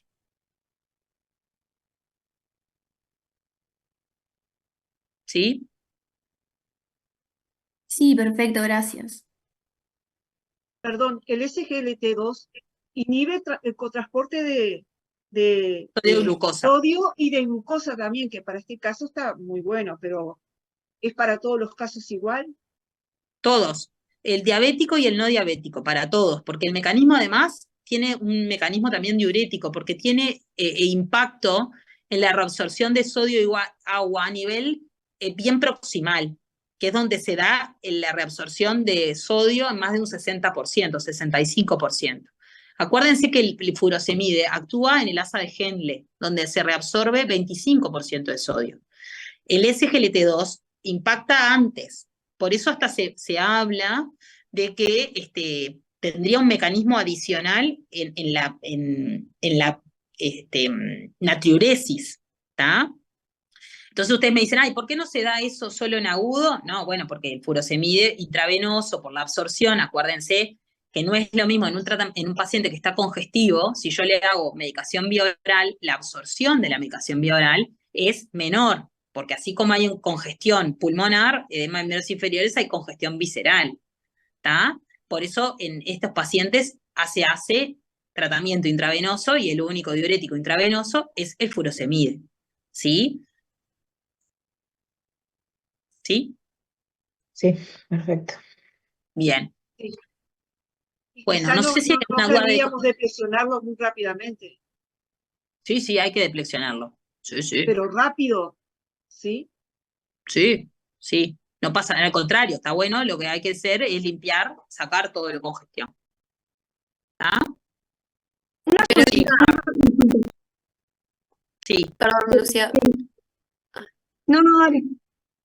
Bueno, gracias. El tratamiento diurético en el paciente, digamos, crónico, no en agudo, ¿va solo si tiene síntomas y signos de congestión O Bien, se ha, digamos, reglado para evitar que aparezcan esos síntomas. bien. Cuando uno empieza, para que así te queda como les queda la idea clara. Cuando uno tiene esta paciente, por ejemplo, yo le inicié rápidamente, precozmente, diurético intravenoso del tipo del furosemide. Precoz, ¿está? Si es resistencia a los diuréticos, le puedo asociar otro diurético como las tiazidas, por ejemplo. ¿Está? Lo antes posible, reduce síntomas, ¿está? Reduce morbilidad. Entonces, al alta hay que dejarlos y después ver y seguirlos. ¿Está? ¿Por qué? Porque si lo que se ha visto es que si uno saca rápido el diurético, tiene peor como evolución. O sea, en algún momento quizá lo puedo sacar el diurético, pero no me apura. Yo al alta tienen que estar incluidos. Y después hacerles un seguimiento periódico. ¿Está? Bien, gracias. No, de nada. ¿Les Lo quedó que claro yo el tratamiento en agudo, en crónico?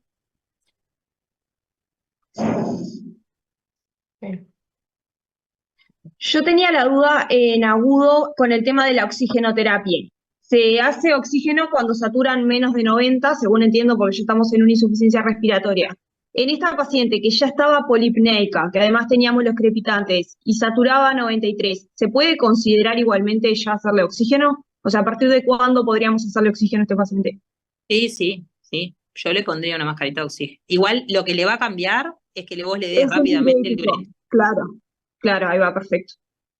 O sea, lo que se juega es que vos rápidamente identifiques a esta paciente y le des el tratamiento diurético. Furosemide, intravenoso. Precoz, ya. Una buena dosis intravenosa. ¿Por qué? Si ya recibía tratamiento vía oral, hay que duplicar la dosis y dársela intravenoso. Por eso yo les decía que al tratamiento, en este que no recibía tratamiento, está virgen de tratamiento 20-40 de furosemide intravenoso. Pero hay que ver, hay algoritmos, después si quieren les paso, después hay que secuenciar con natriuresis, medir el sodio en la orina, ver si tiene o no respuesta, ¿está? Léanlo en la última guía, qué es lo que tienen que hacer cuando, cómo seguir con la diuresis, ustedes tienen que ver, porque ¿cuál es el objetivo? Que orine y que pierda sodio. Entonces, lo que hacen es dosificar el sodio en la orina y medir la diuresis y ver si hay respuesta o no. ¿Tá? No es lo mismo que tengas una buena respuesta con una diuresis de 100, 150 mililitros hora, ¿sí? Y que tengas un sodio mayor a 50, 70 miliequivalentes en la muestra, que a veces es muy difícil porque no todos lo procesan, porque cuando te llegó ya pasaron 14 horas, pero en principio la última pauta pone que el seguimiento debería ser con diuresis y con natriuresis, y con los electrolitos, con el potasio, con el sodio. Es sodio en las 2 horas, ¿no? Sí, sí. Tenés que empezás con 20, 40 miligramos de furosemide intravenoso, ¿tá? O duplicar en el caso de que el paciente estuviera tomando vía oral. Por ejemplo, era un paciente que estabas con 40 miligramos vía oral de furosemide, ¿tá? Si vos lo vas a pasar y está descompensado, probablemente ese paciente que ya recibía, más allá de que lo congestivo hace que la absorción sea baja, si recibía 40, precisa 80 miligramos de furosemide para empezar. Pero bueno, por lo menos hacerle la dosis que ya tenías. O sea, si vos ya recibías diurético, lo que estás precisando es más diurético y cambiarle la vía para que tenga mayor respuesta diurética.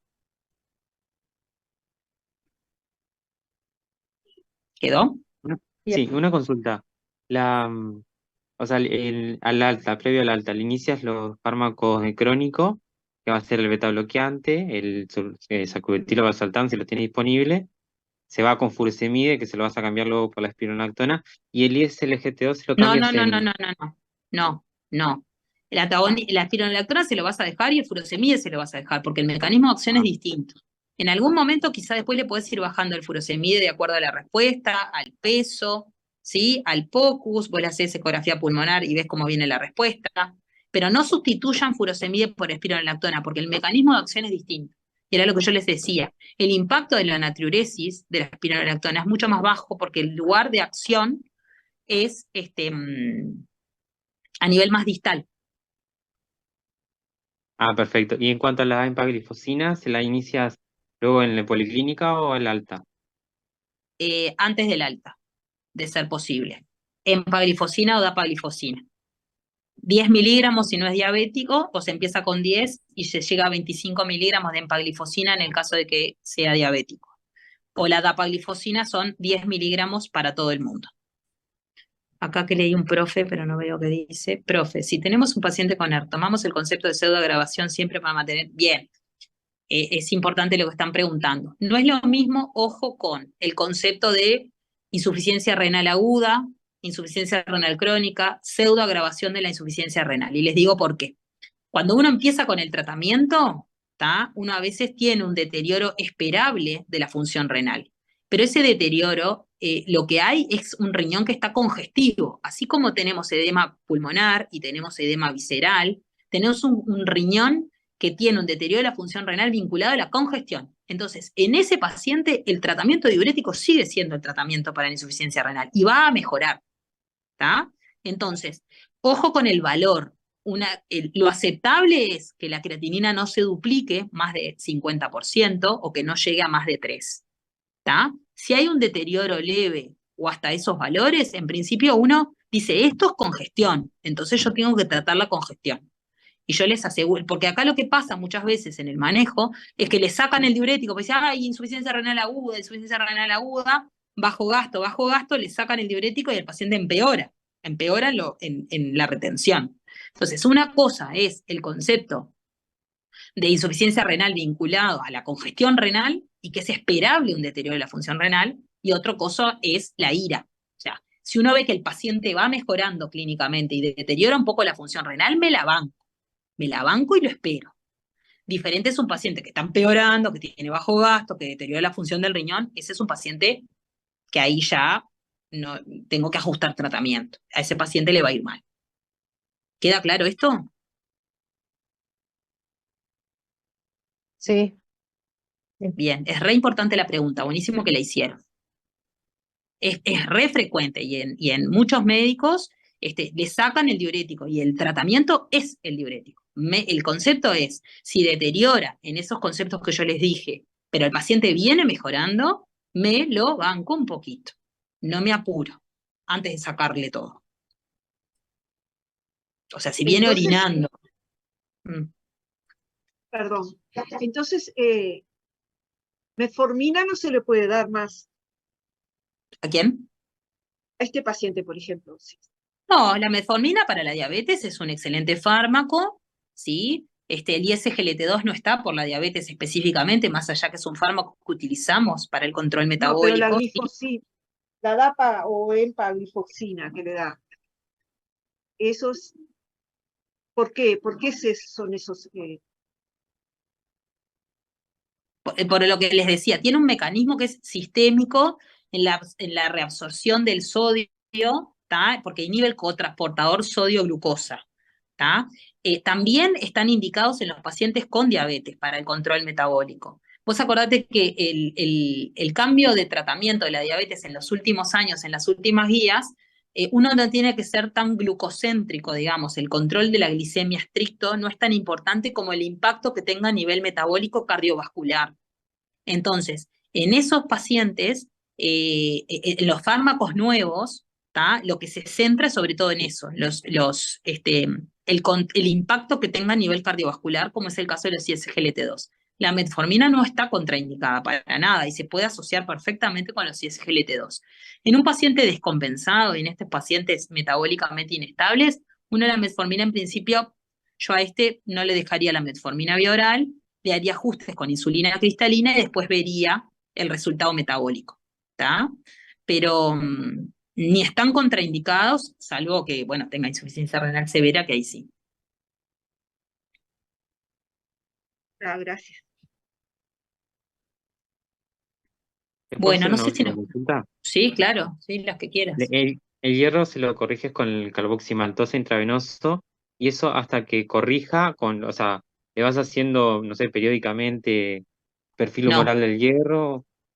No, el hierro solo está aprobado el carboximaltosa, es evidencia 1A, no el hierro vía oral, por lo que ya dijimos de la congestión y eso que fuimos hablando. El carboximaltosa se hace en función, tenés que ver la hemoglobina y el peso del paciente. Si tiene más o menos de 10 de hemoglobina y si pesa más o menos de 70 kilos. ¿Sí? Entonces, ahí tenés que ver lo que reponés por los cuadros, si precisa 1000, 1500 o 2000, se hace, lo máximo que se puede hacer es 1000 semanal, si precisó 2000, haces 1000 una semana y 1000 la otra, ¿tá? Y en principio no se repite, no seguís con perfil, porque tenés que darle tiempo, esa es la dosis que permitiría corregir la ferropenia, ¿tá? Y después le vas a hacer un control por lo menos 3, 6 meses, o si hay deterioro en lo funcional, pero no haces seguimiento de la ferritina. Profe, Bien, para terminar perfecto. las últimas dos preguntas, esas que faltaban. ¿Cómo? No, para terminar estas dos preguntas últimas que faltaban. Sí, las dos preguntas que faltan es cómo controlan al paciente, bueno, lo que fuimos diciendo, ¿no? Sí. Y sí, decime. Y el pronóstico sería en este paciente, por más que ¿Qué en este caso pronóstico no te estaría parece? tan mal. eh, regular, no tan Es que malo, ¿no? regular, ¿cómo está? Y mazo, ¿no? Vieron que el bueno, regular, malo es como, en la medicina es como difícil. Uno lo que tiene que decir cuando uno establece un pronóstico es un paciente que tiene múltiples comorbilidades, ¿está? Entonces, el pronóstico funcional y el pronóstico a largo plazo está dado por el control de los factores de riesgo y sus enfermedades. Si tú me apurás, yo te digo que un paciente, ponele que este paciente tuviera una FEBI de 30, con cardiopatía isquémica, hipertenso, diabético. El pronóstico probablemente sea malo, ¿tá? Pues son pacientes que a largo plazo, si no tienen el control, buena adherencia, seguimiento, son pacientes que les va mal. Tienen un pésimo control metabólico, ¿sí?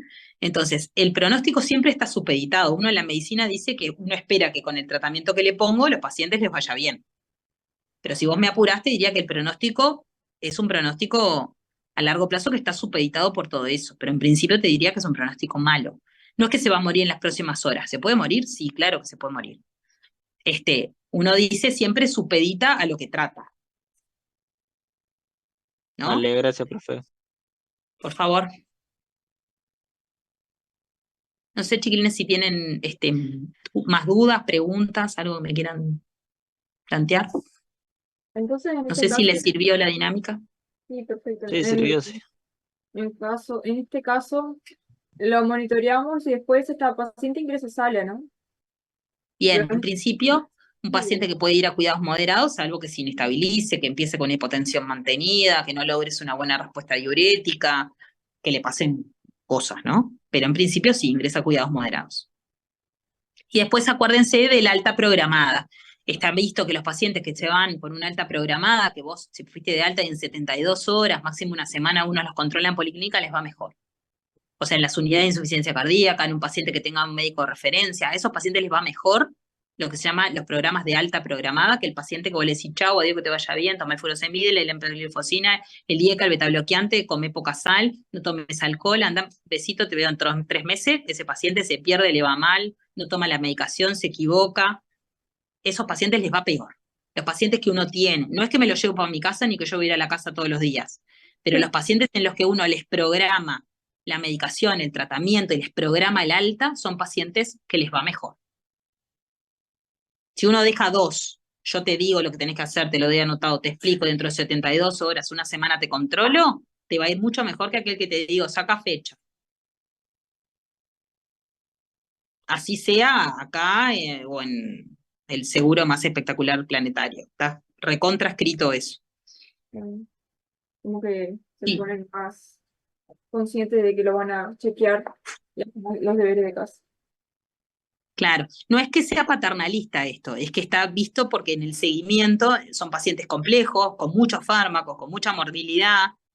Entonces, ¿no? Uno, si ustedes toman algún medicamento, saben, algún día te olvidas, imagínate si tienes que tomar 14 medicamentos, Y 74 pastillas. no tienen noción de la gravedad del caso. Les explicás, pero como que no piensan que es tan grave. Exacto. No sé, me decía alguien acá en el chat alguna pregunta, ¿podés?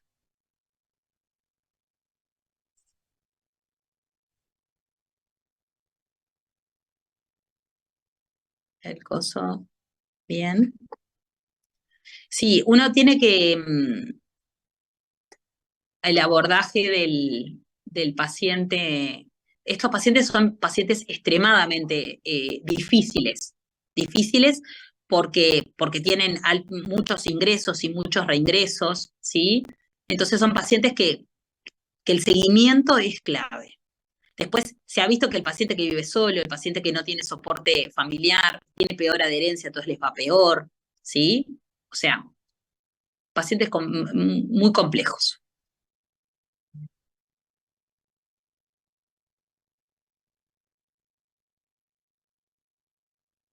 ¿Alguna otra pregunta, chiquitines? ¿Alguna duda?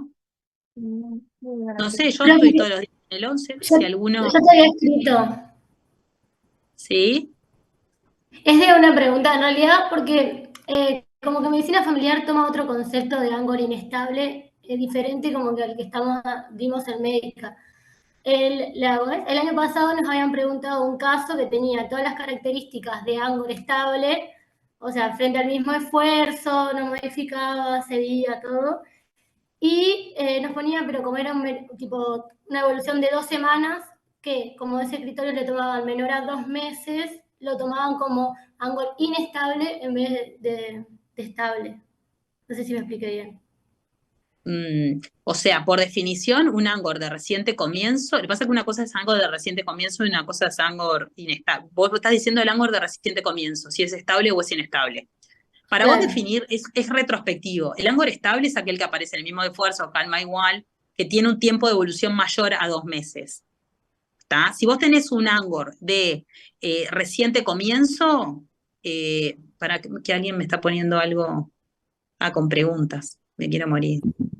No, Estas ahí te son queríamos muy puntual igual, así que cuando termines te preguntamos. No, lo que el Angor de 2 semanas de evolución no es Angor estable o inestable. O sea, por definición sería un inestable, pero es un Angor de reciente comienzo. No sé cómo se va a comportar. ¿Es eso lo que me querés preguntar? Claro, pero porque o sea, tenía todas las características de Angor estable, pero difería en el de reciente comienzo, no, era hace 2 semanas que venía con este Angor. Entonces, ¿se Claro. consideraría inestable? Lo que pasa que es lo que ya te digo, ¿qué es un Angor estable y un Angor inestable? El inestable es como la inestabilidad de la placa. Entonces, la única forma que vos tenés para conceptualizar, como para definirlo, es el tiempo de evolución. Entonces, ahí no te sirve demasiado. ¿Me explico? Porque, ¿cuál es la diferencia? O sea, es medio confuso, en realidad. Claro, por eso, porque el diagnóstico es un diagnóstico como retrospectivo. O sea, hace 3 meses, o hace 4 meses, o hace 6 meses que tiene un Angor que aparece en el esfuerzo y calma con reposo. Uno piensa que es un flujo, ¿no? Un vaso que tiene una placa y que cuando vos haces más esfuerzo y precisa más flujo, tiene la obstrucción, es como la manguera, y cuando vos te quedas quietito, se pasa. Eso como el estable. El inestable es que cambia la clase funcional, progresa, entonces ahí conceptualmente es un accidente de placa. Hay una complejidad en esa placa que te está dando mayores síntomas. O sea, por eso te digo que el tiempo es clave. Si hace 2 días que empezó con dolor, y no importa si es Angor estable o inestable, ¿entendés? Porque te aparece en el esfuerzo y calma, pero recién empezó, o sea, no tenés como parámetro. Está, ok. Es como el síndrome coronariano agudo, en realidad. ¿Entendés? Gracias. Sí, sí.